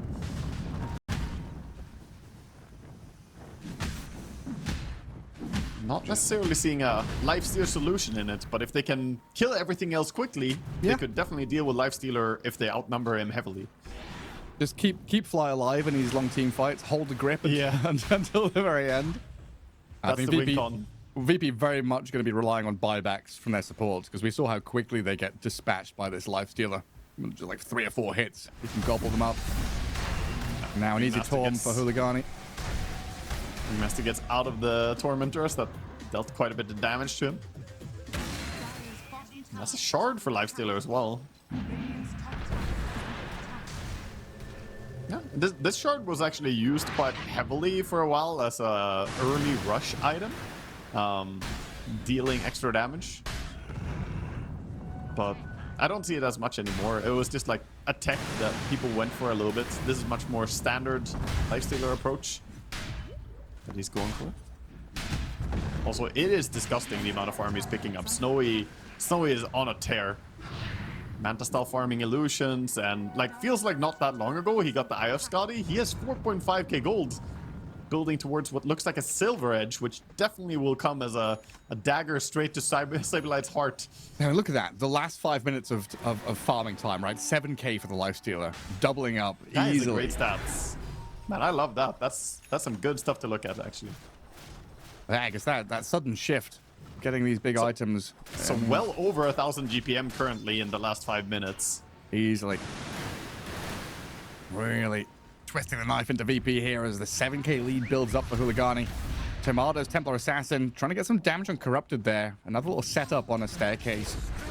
Okay, he changed his mind. Follow through. he went Basher instead, so Silver Edge would have been a good choice, I think, but he wants to address the TA a bit more and also have maybe a stun just to randomly kill the Earth Spirit or, you know, stun the supports. Going for the Abyssal, of course, next. Will also make his Infest bombs that much more dangerous. He hops into Puck, has the Abyssal Blade to follow up on the first jump. Very, very scary stuff.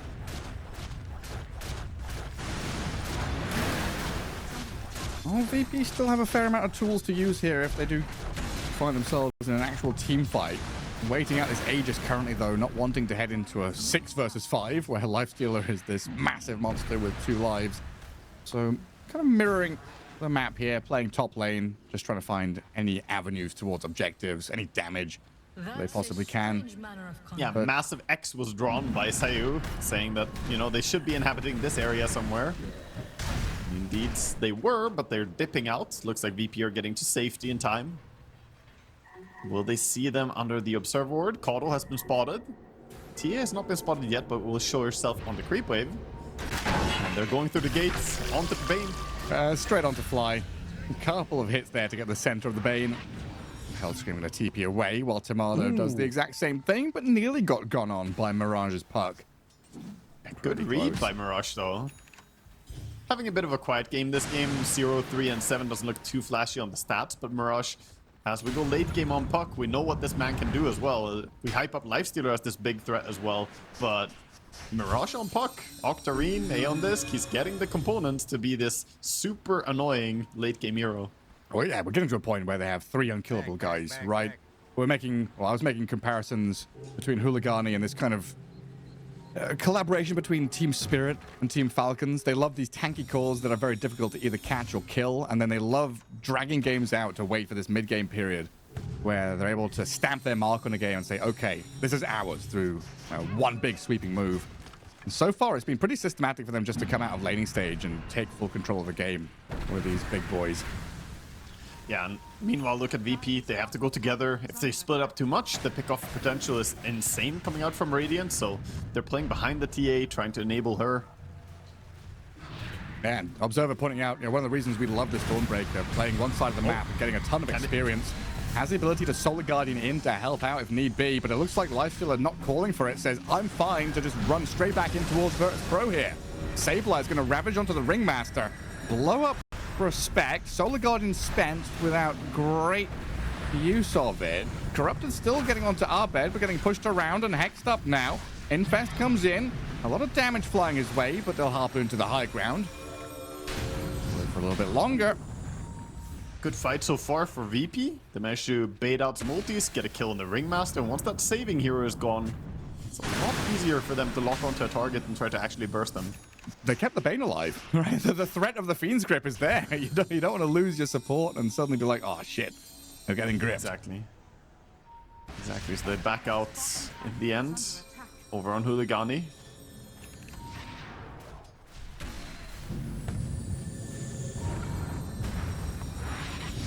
As the Ringmaster's respawning, we can see them immediately jump back to it. 55 to 45. Dotapulse still feeling very optimistic about the Dire team's chances. Dotapulse must be a TA and Tide fan, you know? It gives you everything. It gives you it's everything. Minus armor, teamfight spell. Roche taking capability, tower damage. It does give you a lot. And it hasn't given you a way to deal with a lifesteal yet, though. That's the one big downside. They're working on it, man. They're working on it. I think the Hex on Tidehunter is a start. The Refresher to follow up is got to be the continuation, and then you try and change them. That's Tomato. TA. Well, he's on the clockwork, but Snowy showed up, forcing the Templar Assassin all the way away from this Twin Gate. VP bringing numbers down here, trying to get back onto this Lifestealer. They'll start with a Hex into Nullifier, but he's going to Rage, turn, and bash into this Earth Spirit now. Solar Guardian's going to come in, and the catch from Mirage with a coil getting onto this Earth Spirit. It's an easy task for them as Fly is getting blasted down by the Starbreaker of Corrupted. Abed with his BKB still going, getting bashed up in the meantime. Wheel of Wonder's going to control him up as well as this Earth Spirit silenced and killed. Virtus.pro, they were bringing everyone down here, but the sudden turnaround from Huligani with a jump in from the puck. There's Solar Guardian. Now the chase continuing with Mirage harassing the Templar Assassin all the way back to base. Huligani just running this game. Yeah, and you see what happens, right? TA runs into Lifestealer, ends up being unable to do anything at all to him, has to get out, and they use 2 Force Staffs to reposition the TA, and that put the supports in a really awkward spot. Suddenly, you can't do too much. Structures are fortified. And now you're just looking at your tier 3 dying. Cliff gets used up. Lifestealer sends illusions forward to finish the job. Nothing to stop it. They're in a very cozy spot to just drag the game out even more as well. They don't necessarily need to close it out just yet. Can keep working on these late item additions coming in. Still crazy to me that this Dawnbreaker level 25. Yeah, he's strong, and he's got the hammer, cast range, and speed talent. With the first talent, is really nice. You get the extra speed to allies as well, so that long range on it means you're basically creating a highway now. It's the Dawnbreaker highway. Just run along it.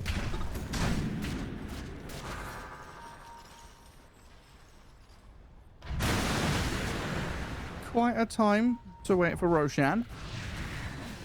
Still a better part of a minute to go.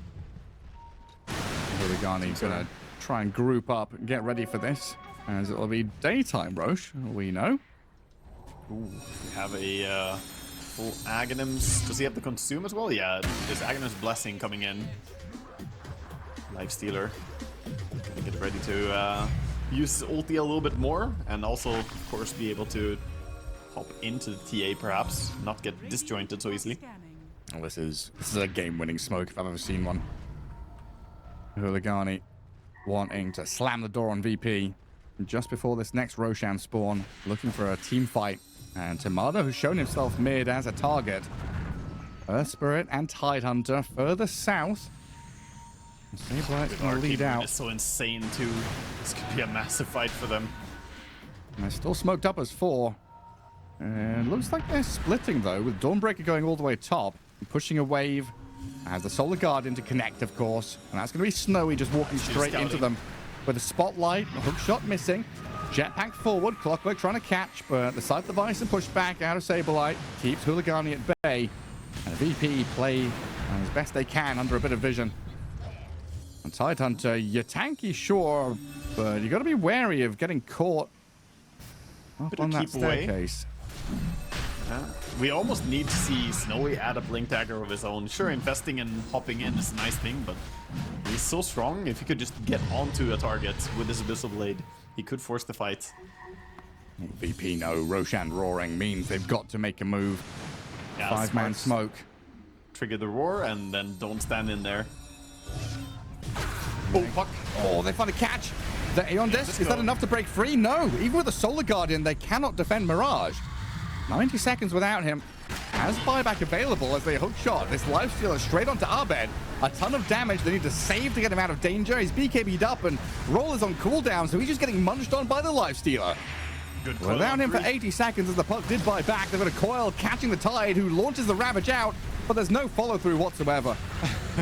There's just nothing for VP. The TA will try and get some damage down from this high ground position.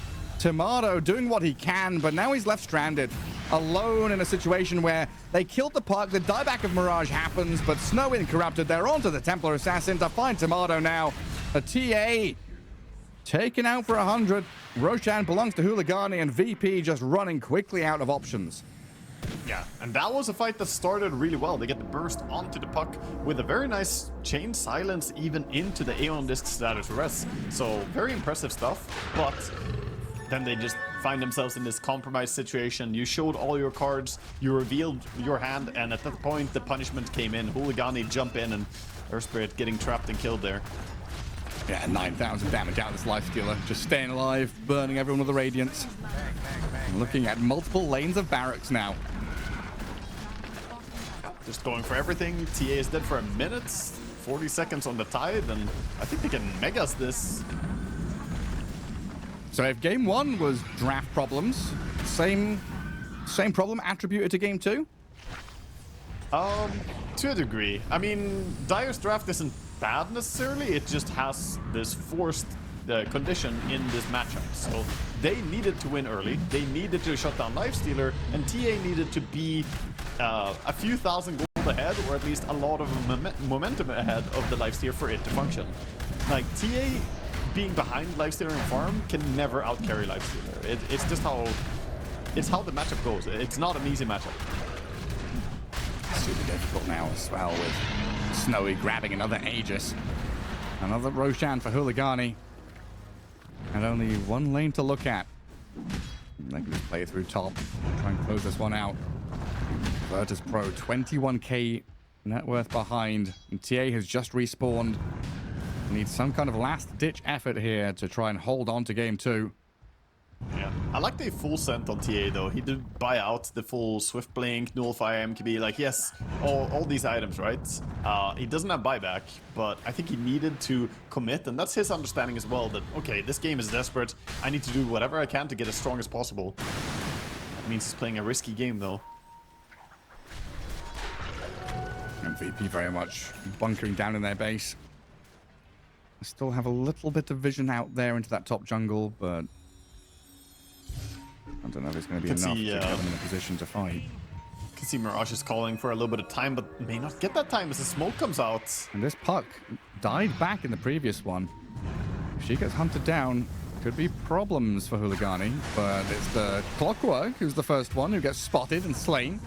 70 seconds without him. Saberlight chasing Snowy down, but that's an Aegis lifestealer that you're poking out. He'll infest and run back with a creep. They're chasing him. Blinding light push around, but it's very difficult to catch a flag bearer creep who's super speedy. It's a fast one. This creep is not too easy to trap. Also, it's a big creep, so he's got 2,000 HP after the infest. And Mirage will get that a little bit of time. 4 minutes with no buyback. He's trying to finish off his BKB before this next team fight. Pretty close to it. Yep, got level 25, gets the BKB before the fight, and this is gonna make him much harder to burst. If the Aeon Disc triggers, he's gonna press BKB immediately, and other than that, he's probably never gonna press this BKB. Basically, you just wait for the panic moment, most likely. I can see him. He's like, nah, I'm ready. Let's go. Got BKB. Wait for Clockwork, 15 seconds. We've got 3 minutes left on this Aegis. Fly does have this Aghanim Scepter now, at least. Yeah, it's a limited time for Dire to get the last pieces of the puzzle. The Axe is a good one, but again, it's very hard to guarantee anything when Ringmaster is ready to save people. And Ringmaster, he's got 6k gold. He's saving for a Hex in this game. Jeez. I did not realize Respect had that much cash right now. Oh, it's all the carnival tickets, you know? People are paying. Yeah, people are paying. People are paying him. That's where he's got all the money those from. Goddamn cosmetics. You're all stuck on the train. Yeah. Oh, there's a Hex wraparound in here. They're onto Corrupted. Trying to dish damage onto this Dawnbreaker. They just return fire on by this coil. Wheel of Wonder held back. They sleep up and grip the Lifestealer as Abed zones the rest of them away. Damage raining in on towards Snowy thanks to Tomato, but well, Lifestealer breaks free at half HP. Still able to get the Abyssal Blade, jump forward onto Abed as he infests into the Clockwork and runs away. Nothing lost by Huligani there. As Virtus.pro try with that initiation. Yeah, there are usually not many heroes in Dota. You can say that TA was auto-attacking them while 6-slotted for about 20 seconds, and then the hero walked away with 50% HP, right? Like that's not a very common statement, but that's what happened there. Full sleep on him, and then a full chained Fiend's Grip, and TA auto-attacking, but he does not care. Not care in the world. Straight back up to high ground. And I've got a Ravage in the back. Saberlight's made a jump here with Abed to blow up the support. Respect has gone. Now Lifestealer and Dawnbreaker on his Earth Spirit, though, forcing the Ghost Scepter and the run away as he's been coiled and held in place. Tomato back in on the firing lines to try and deal with Corrupted, but these tanky core heroes are just too much to handle. They're literally walking into this Dire base, chasing in Mirage. Well, he's not one of the tanky cores. The puck goes a step too far. Gets gripped and killed off as Huligani bite off a little bit more than they could chew, diving tier 3 tower there. Diving and using buybacks, very costly stuff coming out from them, and all on the back of not even getting value out of the Aegis. So fantastic fighting coming up by VP. They pick off the supports. I think this is the key to success for them. They need to kill everybody else and then outnumber and outgun the Lifestealer. That's the only way they can address this Huligani draft. Kind of wild that Mirage felt that it was a free run up to high ground. He's got BKB, he's pretty annoying, but the grip was still there from Fly, and that just undone everything. Yeah, it was back again, right? He used it earlier, but with a low cooldown coming in from the Aghanim Scepter, I think he didn't really track that it was already back off cooldown. Only 55-second cooldown is pretty low. Actually, I think it was level 2, so 65 seconds. That's well done by Flight. Finds that grip, finds the hold. I thought that maybe Snowy and Corrupted could follow the puck and get up there, but it was very deep from Mirage. I think they felt they'd won the game already, and that's handed over a pretty tremendous swing in net worth over to VP, who still defend their top lane barracks and now fight, or live to fight another day.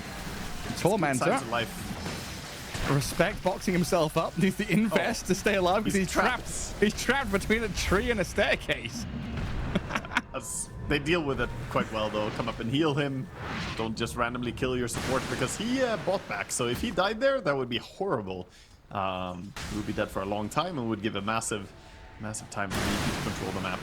Yeah, I mean, VP were pretty close to contesting as well. Yeah, they were. Okay, Dota Plus, what are you saying now? 85% over for Huligani. Yeah. I mean, I would agree that the situation is looking really, really grim, but if VP can pull out what they did in the previous fights, you know, a repeat of that, and maybe we're getting closer. I think they're like 2 or 3 good fights away from actually closing out the game over on the side of VP, whereas, of course, Huligani, they're like 1 good fight away, right? Yeah. one acceptable fight away from closing out the game even. 1 fight where Lifestealer doesn't die. He just stays alive and hits everyone. He didn't die last fight, but everyone else did. The problem is he kind of needs to frontline super hard so that his team doesn't get caught out. Well, hitting 25s and some of these other heroes. And Dawnbreaker's had hers for a while. Meld Bash on the TA, that Waning Rift talent over on the puck. Earthgrip magnetizing himself. Snowy just going to man to jump away from that meld attempt of Tomato. It's all down to pushing waves right now to set up for this next Roche. Killed the Manta illusions, but then come the illusions, he's going to send them to split push a little bit, put some annoying pressure up on the top lane. They could put pressure on top with the illusions and then go S5 into the enemy triangle. Right now, Huligani in a spot where they could make a move, but maybe they feel a bit paralyzed from being on dieback timer on both their supports. Some of their decisiveness that we have praised them for before is lacking now after that previous shakeup in the team fight. Yeah, I mean, we have a similar situation to game 1, right? Where I posed that question of the fine line between discipline and being a little bit afraid. Yeah. Is it the same situation here as well, where Huligani are just being disciplined? They're not afraid. They just know they need to hit a certain timing. Bit of both right now, I think. You're definitely never completely secure in your situation when you're diebacked at 50 minutes into the game. It's a scary spot to be in. But at the same time, late game does still work out really well for them, but VP are starting to get some solutions. They're getting Wind Waker over on Keeper of the Light, so now he can actually save and try and keep people alive. You know, they're in this good part of the game where you can actually solve drafts to a big degree by itemizations. I think VP are doing the best they can to do that. And is there no way for TA to get Rapier in this game? Just fill out all the other slots that you possibly can with Aghanim's Blessing and Moonshard? I mean, I would... Nice bad. Big court. Coiled Scythe. They've gripped up the Dawnbreaker, trying to get Abed out of there, but he's dead.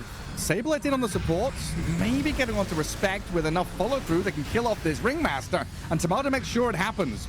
With the Ravages, they've killed him off, but now they've got to run back. Tomato resetting around this Kotl and Tidehunter, trying to harass the Lifestealer away as Abed, he bought back, wanting to continue the fight around a potential Roshan spawn. Mirage is now BKB to jaunt away to his orb. Huligani on the back foot with a hero down for 90 seconds. Virtus.pro, they control the pit. Yeah, they do. They win the fight on the back of a buyback from Abed, so a little bit costly, but with Ringmaster gone for 80 seconds, it's not easy to contest this anymore. Does that count as one of your 3? Is that a fight? Yeah, I mean, that's... Yeah, it's somewhat of a fight. It wasn't necessarily a massive result, but it's a half. It's half. If they can secure the Roshan, probably counts. So far, unable to finish off the big man in the pit. Trying to chip away at him with the TA and the Tide. They are looking at creeps arrive in their base, though. Bottom lane getting shoved pretty hard just by the super creeps. That's a big creep wave, actually. And Dawnbreaker has ulti now again, so now you have to be mindful about a Clockwork hook in, a Dawnbreaker ulti over top. This is not an easy Roche to just go in and take. Yeah, exactly. Constantly.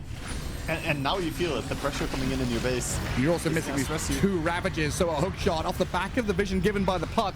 They've got the Disable on the Lifestealer, trying to deal with Snowy. There's a lot coming his way. He's super low, but he's going to Lifesteal back up again. He's not been killed off. They couldn't finish the job. Snowy's too strong. The Lifestealer stays alive. TA, she comes back in for another round. A flurry of hits there, kills him off. Snowy's down. The follow-through and Corrupted as VP are doing it right in the Roche pit. They buy back Hellscream out of a buyback out of Abed earlier on to claim the Roche, get them Aegis on Abed. Fly is so happy right now. Finally a fight where Ringmaster is dead, so he can grip someone, and as long as the grip starts, it's hard to stop it now. With those extra illusions channeling the grip, they stopped him, they stopped one of the illusions, but they didn't stop the final illusion, so Lifestealer dropped super low there. And meanwhile, all that was happening, TA was laying in some serious damage. Finally a fight where we see some big impact coming out. Well, TA and Tide give you everything, and everything they don't give you, Bane gives the rest. Yeah. Straight up to high ground now. Yeah, it could be really nice for him, and some cheese. We know that nightmare value with cheese is increasing, Gareth. It does, yeah. It makes you really wriggle and writhe when you're in your sleepy time. I don't think I've ever personally had that problem. I'm a big fan of midnight snacky cheese from the fridge. Yeah. I don't get nightmares. VP are happy to go onto the high ground here as well. The damage is serious coming out from TA. We're going to level the playing field here. Top lane gone, mid lane being demolished. Yeah, mid is definitely going to fall. I think they have to put up a fight if they keep going bottom, though. This is where VP should probably be happy with their results. They've completely equalized the situation in terms of barracks. So, only a single lane. Sure, there's a tier 3 tower difference, but basically everything else is dead even. Gold is about dead even too now. 1k lead. At this point of the game, it's anybody's. Nothing in it. 21 to 21. All the graphs spiraling back down to that middle meeting point. Dead even between these two sides. VP, of course, the ones slightly ahead in the series. One game to the good. They are basically feeling the breath of TI on the back of their necks. Yeah, so close. So close they could taste it. TA with the Aghanim Scepter now, by the way, has the ability to jump around over the map and also get the added silence onto the traps. Used to be the Shard, nowadays it's on the Aghanim Scepter. Amplified damage rune. That's a big one for Fly to scout. Timado has queued up a Rapier, by the way, in the next purchase. If she gets that, they will have to focus TA really hard, and she could blow up. Heroes like Dawnbreaker can die very fast, actually. What do you swap out, though? Did you swap out your Blink or your Pike, or...? I think, yeah, it's kind of rough. I think you swap your Deso, honestly, at this point. You could swap Pike, but... but Deso have number go up. No, I spent so much time. Yeah, it's tough. But Rapier is a bigger damage item than the Deso, so it's a strict upgrade, whereas if you swap out anything else, you're losing some utility. You don't want to lose the Nullifier, you don't want to lose your Hurricane Pike or your Blink. MKB is necessary for the True Strike, and BKB is a hard one to justify putting backpack until you use it, so... No. Wagga, this is the big reason I never got to become a pro player. You know, I was very skilled. I had no ego, no arrogance. I was a great team player, and I was a lovely, friendly person. You swapped the BKB? No, I just have very strong attachments to items. So the bracer I start with, the magic wand I'm holding, you know, it's gonna be there with me till the end of the game. I'm not swapping items out. If I buy something, I've bought it for life. I was gonna say that Snowy had strong attachments too, but the bracer's no longer in this quick buy, so I can't. Yeah, he's gotten rid of it.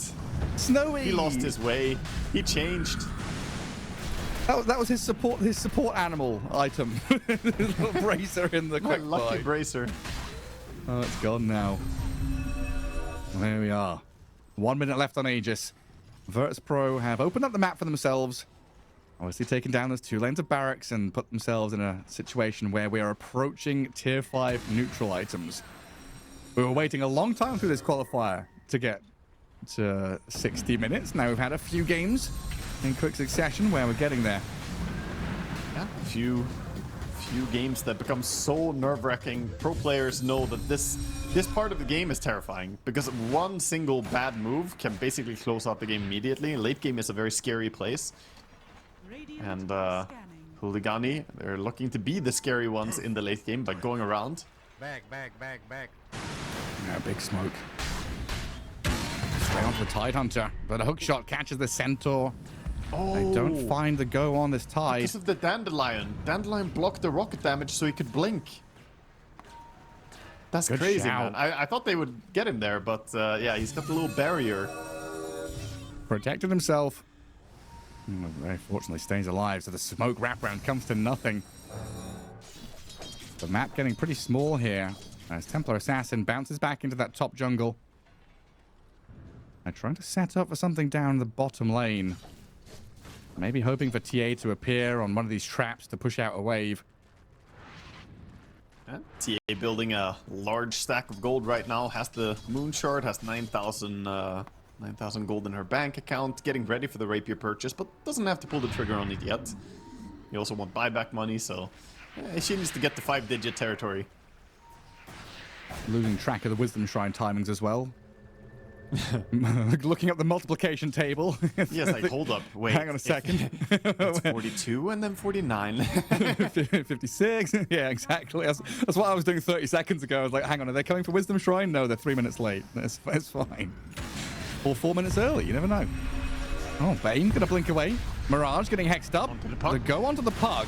Trying to get this chain disable down is difficult still with the Aeon Disc. The Ravage thrown in. The BKB's up and Mirage gets a bit of distance. Still infested up and healed. Thanks to the Lifestealer. I feel like Snowy, honestly, on Lifestealer, needs to change items a little bit. He still has the face boots. Getting the blink is going to be massive for him. But I also missed the Silver Edge that he was, earlier queuing up. I think it would have been better than the BKB that he did end up going for. I know that, it's easy to say now after the fact, but I think he kind of missed the potential for a strong early cap out on his items. And yep, the Desto has been permanently retired for the Rapier. Sad. As she's working on neutral items. TA could get super scary if she gets the Stygian Desolator. Still hope for Deso to come back. It won't have the numbers on it though. It won't be the same. It's the same, It's like when your kid's goldfish dies and you get them a new one. They know. Audacious Regalia, maybe? Oh yes. Does he go for it? Yes, give it to Come us. on, man. Come on. Give us Audacious Regalia. Could also go movement speed. It's fine, but you gotta ship it here for damage. Which Bane There it on the is. Lifestealer? There it is. Audacious Regalia. Tomato's going for it. Tremendous amount of 100 damage can be bonus dished attack out by the speeds, TA. 80 magic damage per hit, and then also the 20% overall damage amp, while he's hitting for 800 damage per hit right now as well, before that amplification. And Puck can think about one of their own. We get ourselves the Tormentor kill, and Hellscream grabs the shard. VP making the most of this open map they found themselves in. And HULIGANI on the back foot. Puck kept the Catalyst? Huh. Some high praise for Conjurer's Catalyst. I don't know if that was the right choice. We'll Over see. the Divine I mean, Regalia and over like Harmonizer and stuff like that. Yeah, but yeah, I'm not sure. I'm not sold about it, but it is pretty good. It does give you obviously some nice AoE damage increase, but VP going triple bauble. oh, they're going for a late game triple bauble. They're And cooking. three Witch Banes in this game as well. A fair amount of things to dispel off. Yeah, But good here dispel comes- value against the Nightmare and stuff. Here comes HULIGANI. Oh, both teams smoked up, wanting this Roche Pit fight, but the hook shot misses. Wheel of Wonder is pretty decent there, onto Arbed and Tomato. TA trying to unload the damage onto Snowy, and they've got a grip, but it's been cancelled. Gets stopped down, and they're just going to bash into Arbed to try and deal with this Earth Spirit. damage. He got healed up a touch, allowing the roll away, And they've lost the Dawnbreaker as the Infest comes out. A grip is there, catching Snowy. Box will save him. TA got hexed up momentarily. They can try and deal with Tomato here with the Clockwork. Push around with the Cogs. The damage, the Wind Waker. Save out of Hellscream. Keeping Tomato alive. Get the bash in. Control up the Lifestealer, but still going to die. Rapier on the floor. Who's going to pick it up? Nobody just yet because the Lifestealer's on the run. The buyback move. Tomato comes back in. Another swing back down onto Corrupted as well with a bash connecting. Following through towards the Dawnbreaker. Not a possibility, though. They're going to deal with respect on the right-hand side. Kill off the Ringmaster, who's died again. A hook shot towards the Bane, though. Opening things up for Huligani. Looking to deal with Fly as Snowy walks back into the fight. Deja Vu as the Lifestealer now seems unstoppable, wandering into the midst of battle. Corrupted, standing his ground, but can't deliver against Tomato. The Puck and Lifestealer, though, they can do the job, and the dieback of Tomato's there. Huligani have killed the carry. Rapier on the floor, picked back up, Sableyes dropping, and a triple for Snowy. Abed's in some serious danger now. The Lifestealer really finding his stride. Getting onto this Earth Spirit. Mirage is about to die. The Magnetize keeps on going, and they can't contend with Abed.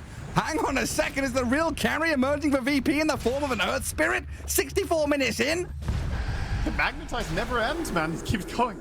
And now Sableye Rapier is still there. It's right below you, Snowy. Go take it.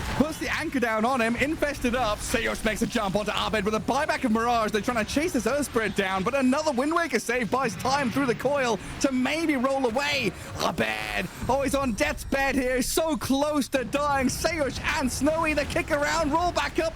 Abed, half HP again, life stealing up, but he's being found with the Abyssal Blade stunned through, bashed into the ground.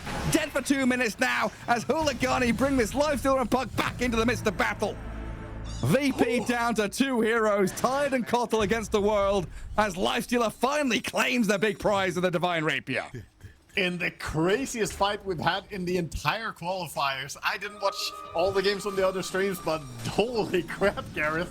What a team fight we were just given. So many things happening there. Amazing performance by both teams, but I think Huligani, they show a little bit more tenacity throughout the fight there. TA with a quick buyback cost her a lot, as obviously losing her so quickly meant Huligani did just have the advantage going into it. Lifestealer eventually comes back again. And now, with 25 16 seconds. scripts in that fight, I can't believe so yeah, but that's cheating. It counts the illusions.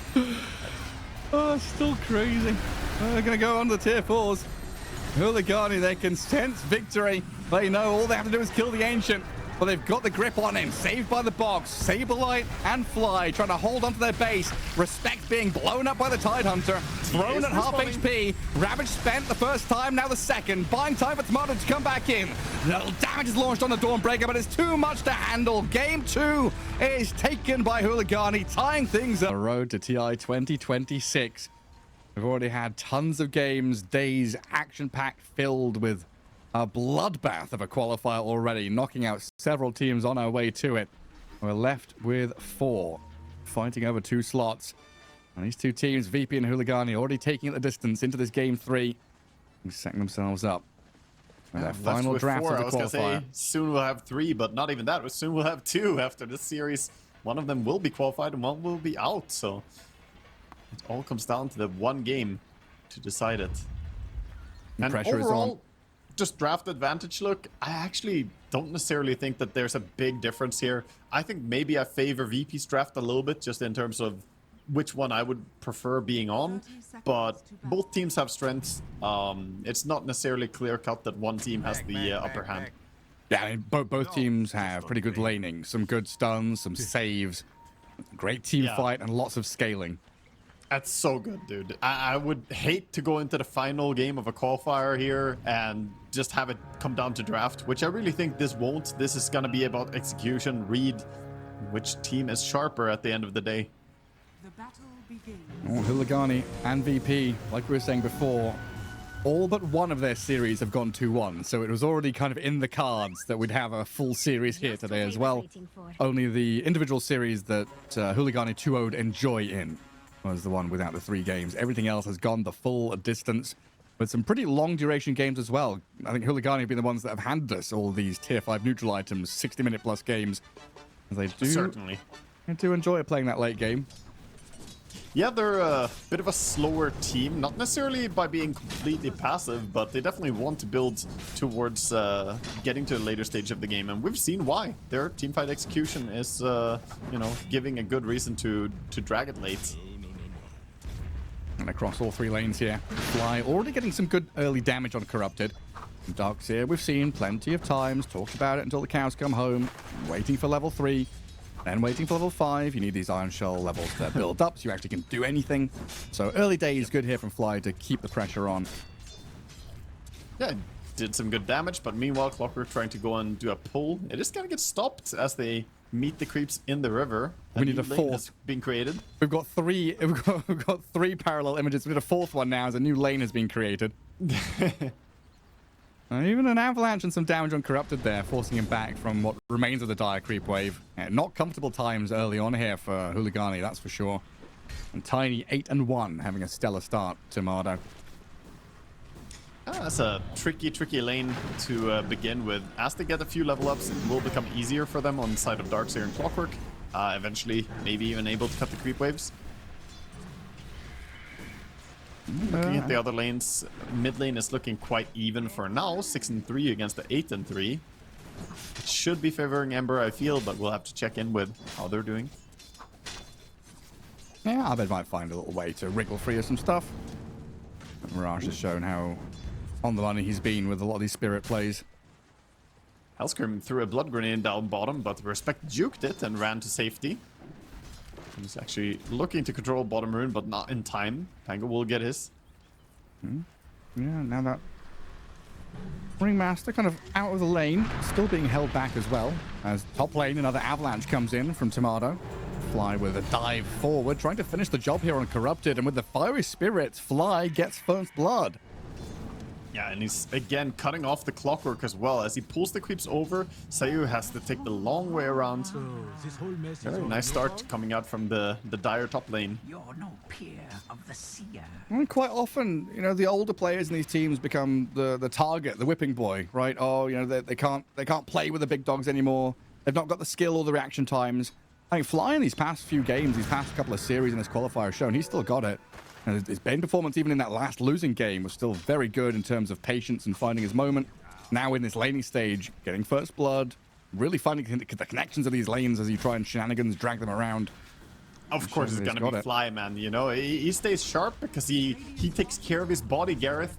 He works out a lot. You know, his dad runs a Krav Maga school, for God's sake. This man is obviously going to make sure to stay sharp and be at the peak of his career always. It's fitness. Fitting all this stutter in my life. There have been a lot of interesting scientific studies on how your reaction time is connected to your mental or your physical fitness, and you know, you can get every advantage you can dream of by just taking care of your body. Yeah, it's like all these studies saying, oh, your gut health controls everything. All the microbial bacteria in your stomach is what gives you dreams and thoughts. That's what controls you. Your brain doesn't do anything, boys. It's the bacteria in your tummy. That's actually you. That's why your soul isn't in your heart or your brain. It's in your tummy. You know, as the bacteria controls you, the rune is controlled by the support. As both of them move over, grabbing these. It's like the worms in Futurama. Fry became smart because little worms from that egg sandwich. Yeah. Learn how to be a musician. Learn how to be a scientist. It wasn't really him. Overall, the cores are quite close in the net worth right now, or in the last hits, I should say. Dark's the only one who lags behind a little bit after getting first blooded up top, and the whole pressure from Phoenix coming in.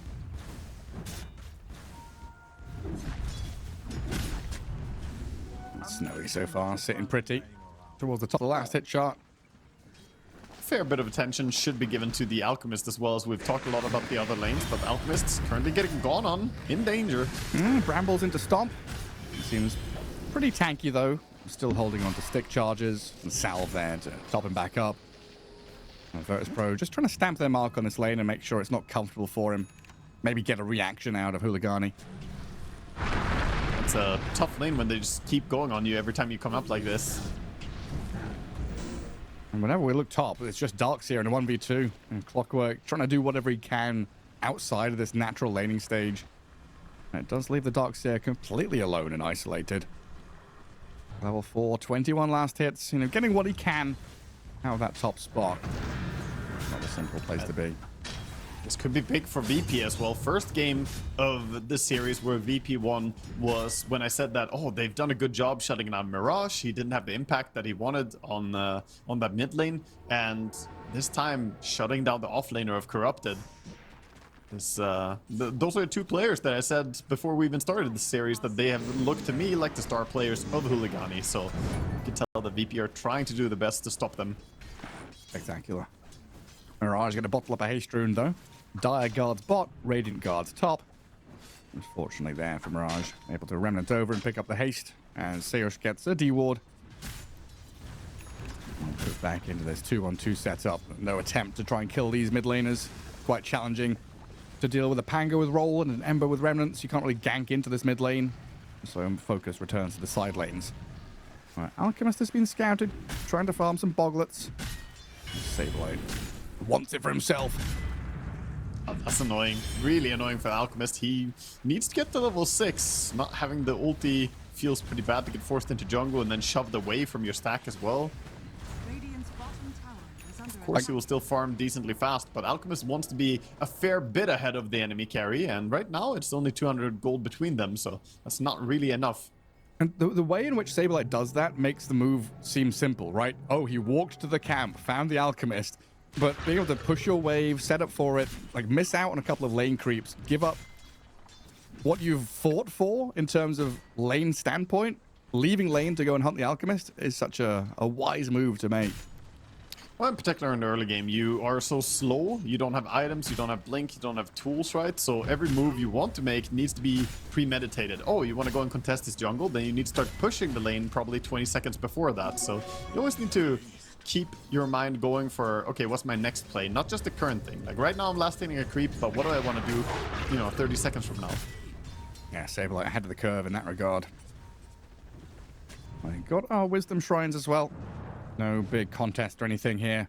Kind of a classic Game 3 best of 3 situation where we're not having any of these rushed moves, no big smoke sweeping ganks to come in just yet.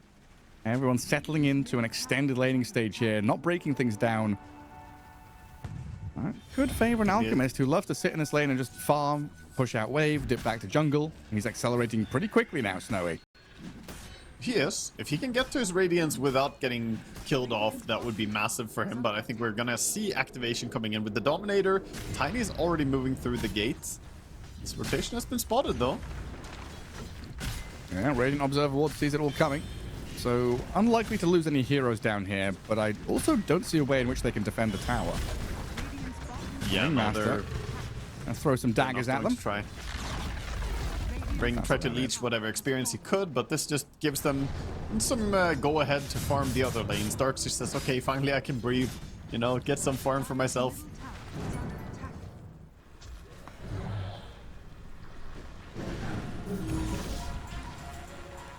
Corrupted, for the 50th time this game, is going to run away. Sprint backwards. Usually you see this surge being used to go forwards, put yourself in 5th gear. He just keeps putting himself in reverse. Sableye gives a good stomp from his little cousin there.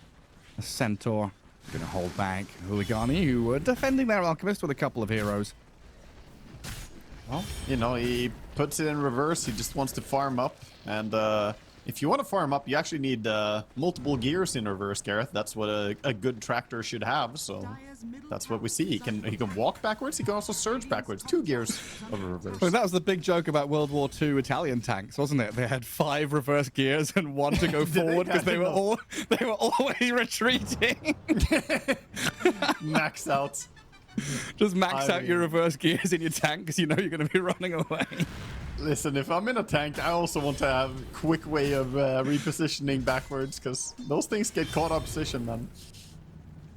Yep. Italian mobility mobile warfare wasn't very good. I mean, some tanks were essentially just repurposed tractors, so no wonder they would have the multiple gears in reverse. Same thing. Just put a crossbow on top of it. That makes it a tank, right? We've got mobile machinery with weaponry on it. Some big stacks being made up here by HULIGANI to try and farm through with the Iron Shell. So at least relying on some investment there to bring the Darkseer back up. Man, you can tell this is poverty. a final qualifying BO1 because both teams are pretty tight, man. They're tense, you can feel it. Like, the players obviously are trying to play at their best ability, but this is not looking careless. Every move is premeditated. Everything has to be very constructive. And that's why we have 1 kill only so far. It does mean we lose some of that creativity from laning stage, right? We don't get any of these, you know, interesting, artistic or creative moves. Everything's by the book. You know, it's stack at this time, smoke at this time, guard the runes at this time. Everything is literally by the book by both of these teams. Ooh, this move top though by both teams. This could be big for VP. They're coming in behind it all. Yeah, they're pushing tower with Tomato and Fly. They're going to get on the Phoenix first with a Wheel of Wonder spent. Tomato gets the wall dropped on him as well. They've got Abed and Hellscream wrapping in from behind, like you said. They're on Respect with the Rolling Thunder and the Dark Willows attempt. Still fine. Tomato comes back in with an Avalanche to slay Respect. Trading out support for support, but with the Dark Willow being pummeled by the Cogs and Mirage's move, they got a tremendous amount of damage on the Tiny to keep him out at bay, and now Abed's in trouble as well. Stampede is required to get him some distance, but they've got a hook shot from Sayush, catching up to Abed. Swashbuckle in a second, but he's dead before he gets a chance to use it. I mean, VP was setting up for that wraparound gank, but Huligani just a step ahead. Play faster. Yeah, they got that kill so quickly. The first pickoff led to a number advantage, and unfortunately, Ringmaster kill took a long time to facilitate there. For even the Diffusal Pango, I thought they would be able to burst the Ringmaster quite quickly, but using the Escape Act, full duration, sitting in it, you know, trying to hide away as long as he could. Very nicely done by the side of Huligani.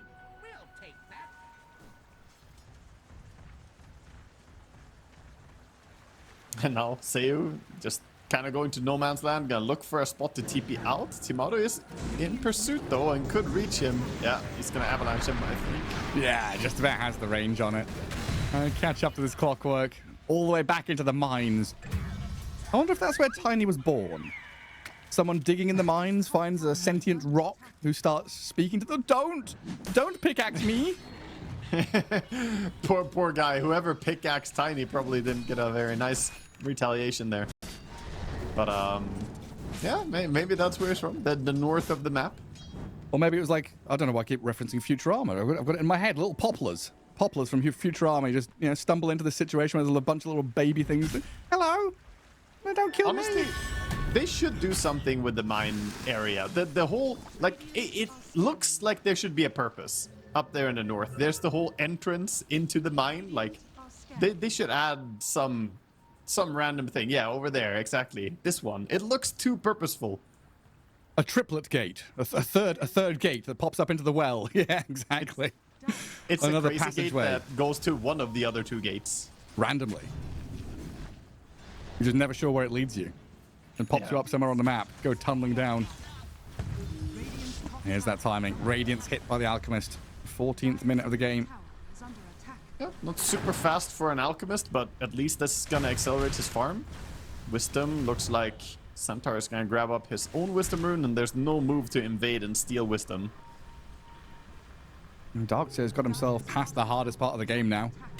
And he's barely behind the Pangolier at this point. Corrupted more than recovered from a pretty tough laning stage. Yep, everyone in fighting shape. Nobody's really lagging behind, including the supports are actually pretty much neck and neck as well for their relative positions. Did Saberlight just kill mid tier 1 with a creep?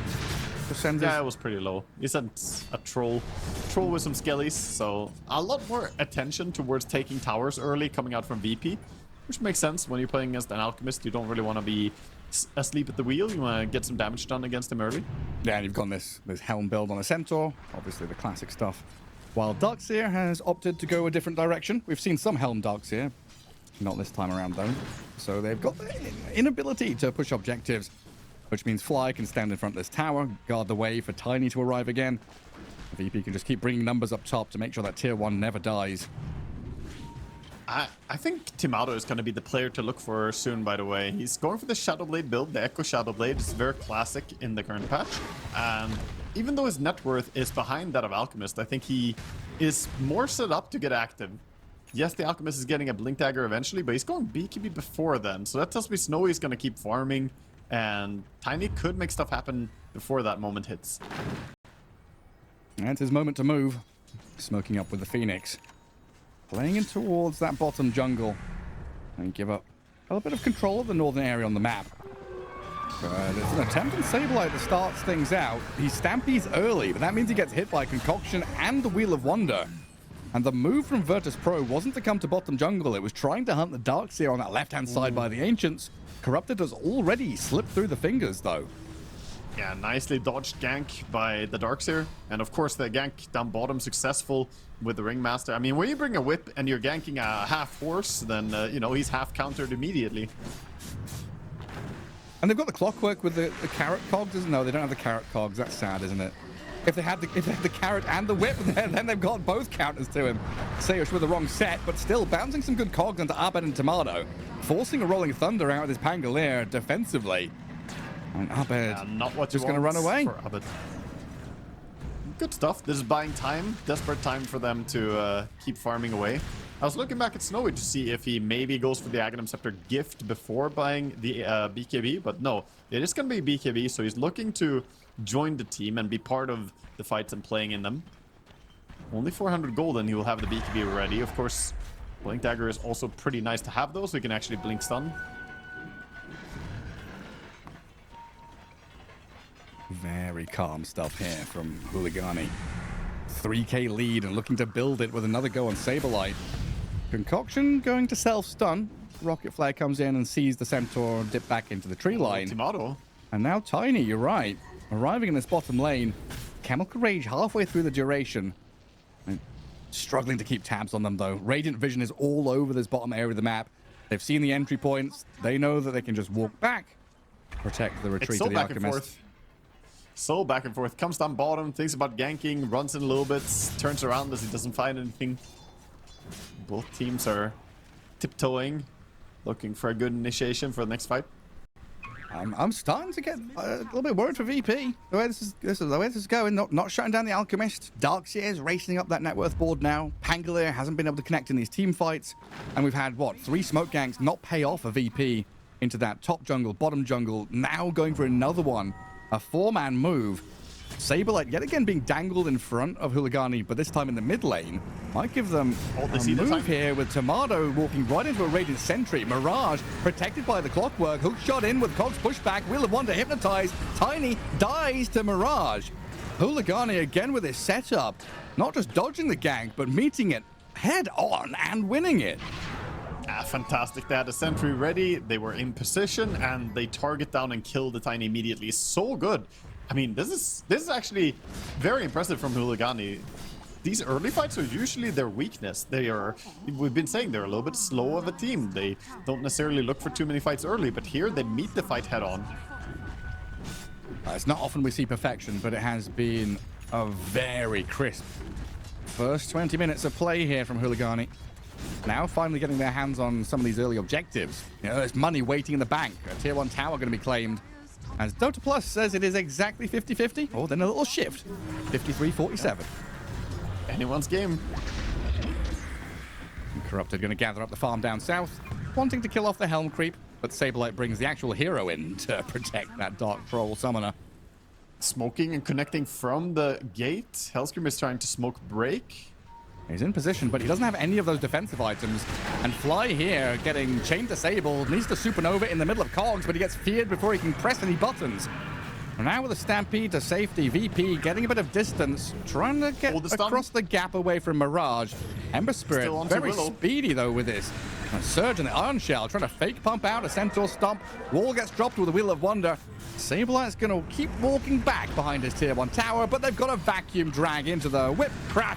Sableye healed up a touch, but can they just keep on following through? Box up the Ember Spirit, Abed forced a defensive roll and run away yet again. VP fully on the back foot, 7k down. HULIGANI really looking good here in game 3. Yeah, we could be like one fight away from VP being in a spot where you can hardly even recover. It's looking pretty rough early on. 7k lead. I mean, I'm exaggerating a little bit, but this is a tough start to the final in qualifying game. Tormentor might be lost as well because of these fights. And then thinking about next round of items, like are VP even building the tools they need to deal with this Alchemist? Yeah, that's the problem. They don't have a hero going for Spirit Vessel. Normally, I like seeing someone just say, you know what, I'll do it. I'll buy the Spirit Vessel. Holy crap, that was close respect. Cutting it close to the Ringmaster. He gets out 20 HP. Calculated. Yeah, he did the math. And boy, is he good at math.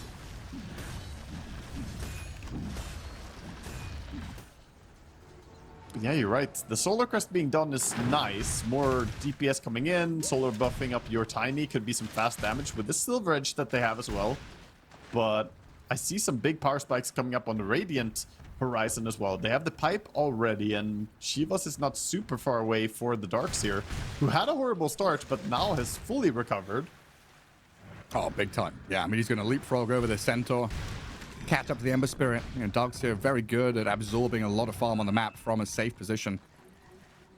I'm just looking at, yeah, these Dire heroes. They're quite linear in their itemization. So I like the fact that Tomato's Tiny has shifted away from the expectations of getting an early blink, which we've seen from a lot of these carry Tinies, going straight Echo, Silver Edge. So we can actually offer some of this early game damage output, which is desperately required.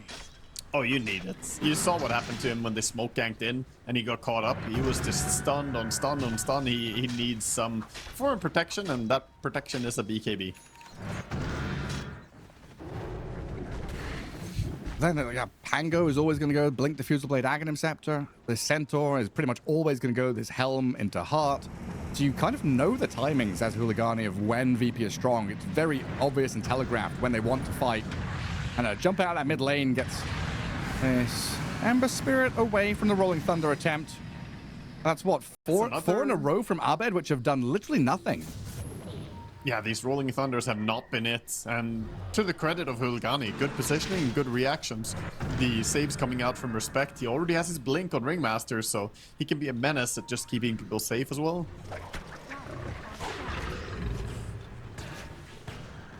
Was that a wolf? Yeah, wolf killed in that top jungle. Dire, very limited vision right now. Only one Observer Ward in that southern jungle, which kind of protects Saberlight. But they're just watching their mid tower die. Snowy sets up to kill off the next creep wave. And Virtus.pro gathered up on that right-hand side of the map, trying to get what farm they can. But you just relinquish control of everything else to an Alchemist Darkseer side, who are just sponges. Yeah, it's looking a little bit tough for VP. They're not able to activate their Tiny, even though he has tried. He's made moves. He's joined for the smoke. He joined for the gate play earlier, but they haven't really been able to punish the early game of Alchemist, where the hero is pretty inactive and just wants to farm. And now we're getting to this sort of mid-game where Radiant have a big gold advantage. Doesn't necessarily mean the game is by any means over, though. Dire have good scaling into late game. Very nice teamfight heroes, so Huligani still have to be cautious about how they take the fights. And Fly getting a moment to farm in a moment of calm. And get some time to sit on that top lane. Hellscream with a bit of ward coverage in that jungle as well. Under some Radiant sentries, though. And Snowy scans by his side to make sure he can continue farming this advanced position. And of course, Sayer's going to come forward with an immediate D-ward. Yep, both teams kind of moving in on the top area. Saberlight farming what could have been a dangerous part of the map, but I think Huligani got their eyes on Roche instead of taking over the top. Always nice to take Roche when it's about 40 seconds until it will move, because then if your opponents are not ready for it, you might be in the wrong spot of the map, and that's the case here. Straight into Roshan. No contest. Easy breezy for Huligani. 8-minute lead. About to get pushed up to 10. And still no signs of Virtus.pro fighting back. VP 600 gold away from BKB on Tiny. Big power spike coming in there. I think they have to basically punch it soon and take some fights, but with the Aegis on the Alchemists, it's hard to decide to just go and fight outside your base right now, so let's see if they can defend the towers at least. Especially with that blink on Ringmaster, right? Because he is the guy you've got to go on. You've got to find this ring somehow. Him being able to reposition in tree lines and in fog makes VP's life a living hell. Because if you start on anyone else, it's box into hookshot into vacuum combo. Yeah, we've seen those respect ultis have been on point too. The Wheel of Wonders have been beautifully placed repeatedly, so even though he's not a Ringmaster spammer, judging by his silver tier on the hero, he definitely plays it really well. I set up for tier 2. Tomado's Tiny is waddling over, trying to get up here. Join the rest of the team. The VP have this bit of high ground vision to play under as well, but I don't imagine Huligani are going to advance that far forward.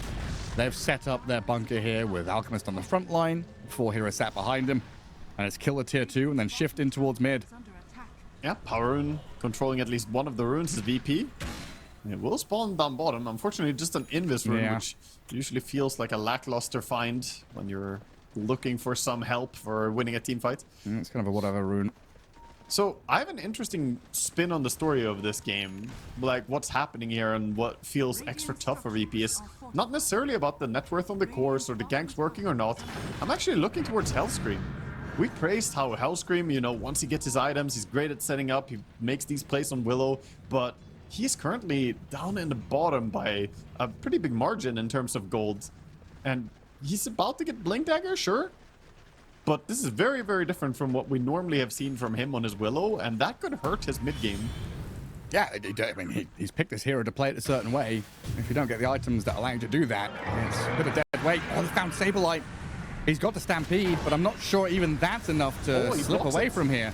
He's got a Lotus Orb up, trying to dispel off what he can, but the Concoction's going to land. Seosh is here with some cogs to push back in towards Alchemist. And Saberlight has no friends. He's left stranded alone down in this bottom right-hand corner. Not a single friend. He had one friend. It was a Tomato. He was very dear to him, and he tanked a hookshot for him. But unfortunately, after that, his dukes were gone. He tried best he could to survive, but all he can do is create space for his team, let them farm a little bit. He was screaming for Tomato to help him, and all he got was a tomato. he's got his fake little tomato puppet. There is Tomato. The Aghanims on Pangolier is complete. It's flying out with Courier right now. It's another one of those power spikes, because really we need Dire to start making moves with the power that they have. The timings they get. Aegis timing out in 2 minutes, so maybe that is the exact moment to strike. What did Tomato spend BKB on? I didn't see it. It's getting warm in here. I thought it was going crazy there. It's down to 8 seconds. Yeah, I didn't see when he clicked it, actually. Oh, maybe just testing that it works. Either way, it's on cooldown for a little bit longer. As you lose... It did, but does it still work? Test it again. I'll try and test it again, yeah. So figure out if it can keep on going. Amplified damage for Mirage. 1 tier 2 remaining in that middle lane. It has really just been systematic from Huligani, going from one lane to another, finding a pick-off into pick-off. Snowy, he's on top of Abed. Swashbuckles the high ground, though, and that's the distance he needed.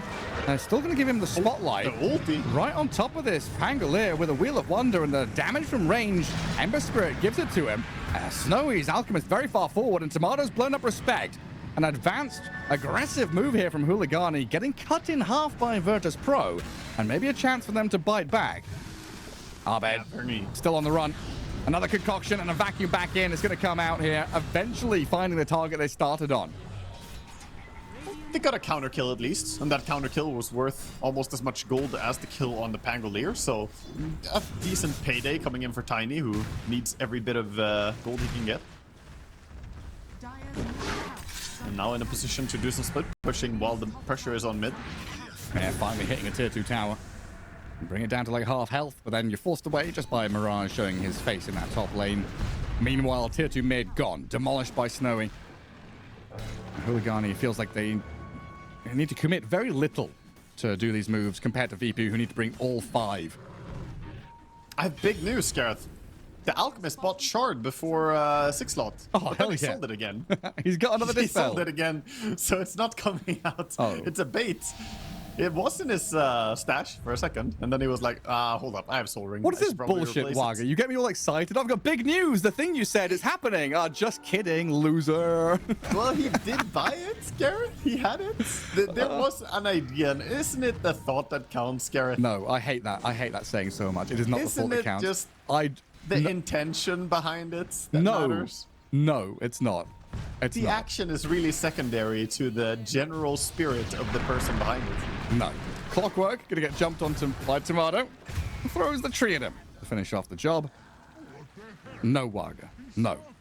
I would genuinely, I would rather receive a, hey, happy birthday, how you doing, than get another stupid sweater or, I don't know, another mug. Or, I have enough mugs. I have enough clothes and socks. I don't need physical objects. It's not the thought that counts of what you got me. All right, mister. Don't brag about all the fancy gifts you're getting there. All with the your mugs socks and that your I've got. sweaters. Yeah, all your socks. Okay, I get it. Stop feeding into consumerism. No more birthday cards and anniversary cards. Tiny with the silver edge, he's leading on to Straight onto him, yeah. But he's got a Wheel of Wonder behind him. The damage comes That through box. so quickly, but the box is there to save him. 5 at a time for him to BKB and Chemical Rage run away, and now Mirage can come in with the help. They have taken down Respect. Hellscream's traded out. Alchemist still being chased by Abed. BKB expiring, but it's a struggle to follow through. Tomato getting stuck in the mud further in the back of the fight, and Snowy blinks aggressively in.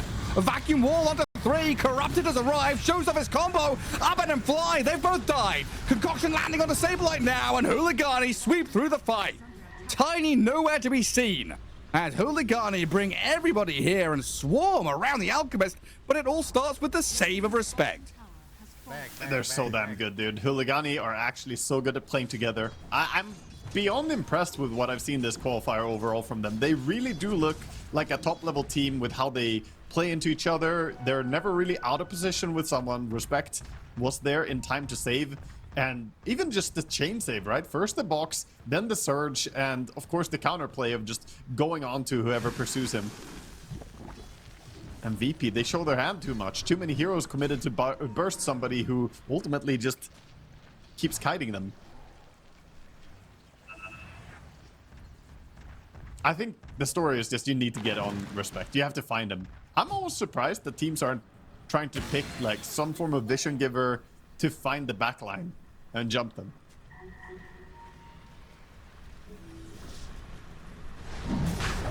Or the Spectre, you know? The Spectre carry to punish the supports. Yeah, well, I guess that's kind of Hellscream and Abed's job, right? It's like get into backlines and find them, but Yeah. I feel like Abed has had such a difficult game. It hasn't been the best performance. He's been forced to defensively use his Rolling Thunder like 5 times this game. I think Huligani have just been like 2 steps ahead in terms of reading the map as well. Like so many of the ganks they've made have been counterplayed before they even happens.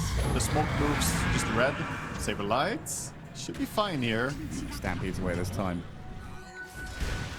As the Lotus Tiny though. stampede on cooldown. He's been concocted and wheeled, turns around with his BKB, but the box saves the Ringmaster, and the hook shot! Sayosh is here! No way. From long range to cancel the TP. Huligani, right place, right time, get onto Tomato, find the carrier VP.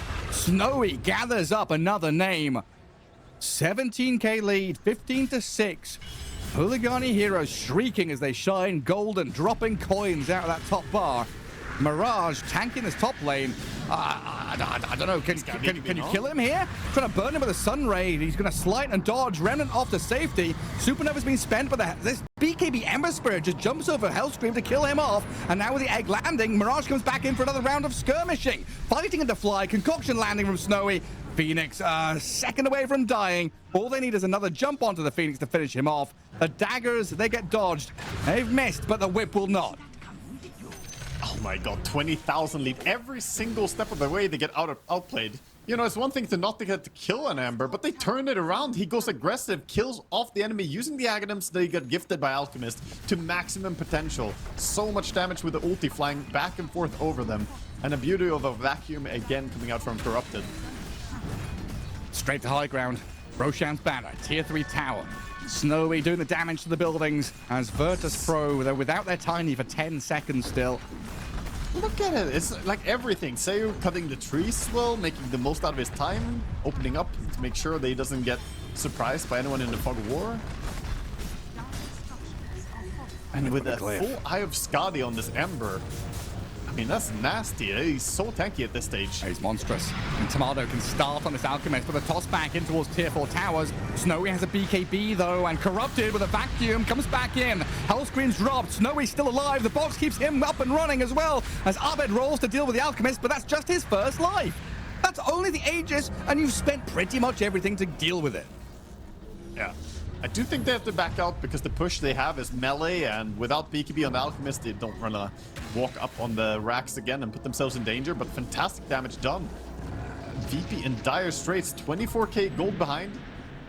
It's not 100% as bad as it sounds because there's an Alchemist and he has this sort of fake net worth inflation value to him where it's like being maybe 17,000 gold behind in a normal game, but it's pretty bad. Well, 95 to 5. Fly's going to get away from a hookshot attempt out of Sayush, but this game very quickly got out of the hands of Virtus.pro. We need to start seeing Timado and Abed stepping up and just dealing the damage. We have Saberlight, who's this massive tank on the front line. He has the pipe, he has the heart, he has the Lotus Orb, but he will not be killing anything. I think he's saying right now as well, like, you guys need to find the coordination to burst something, you know, catch the Ringmaster out. And now already the Ringmaster, he's breaking it. The combo breaker is here. And he's not gonna be so easy to kill. Yeah, good luck finding him.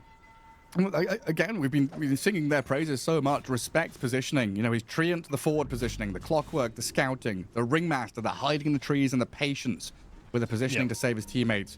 I think Huligani have found these rules to set in place a system which allows them to protect their cause through information gathering or from safety nets.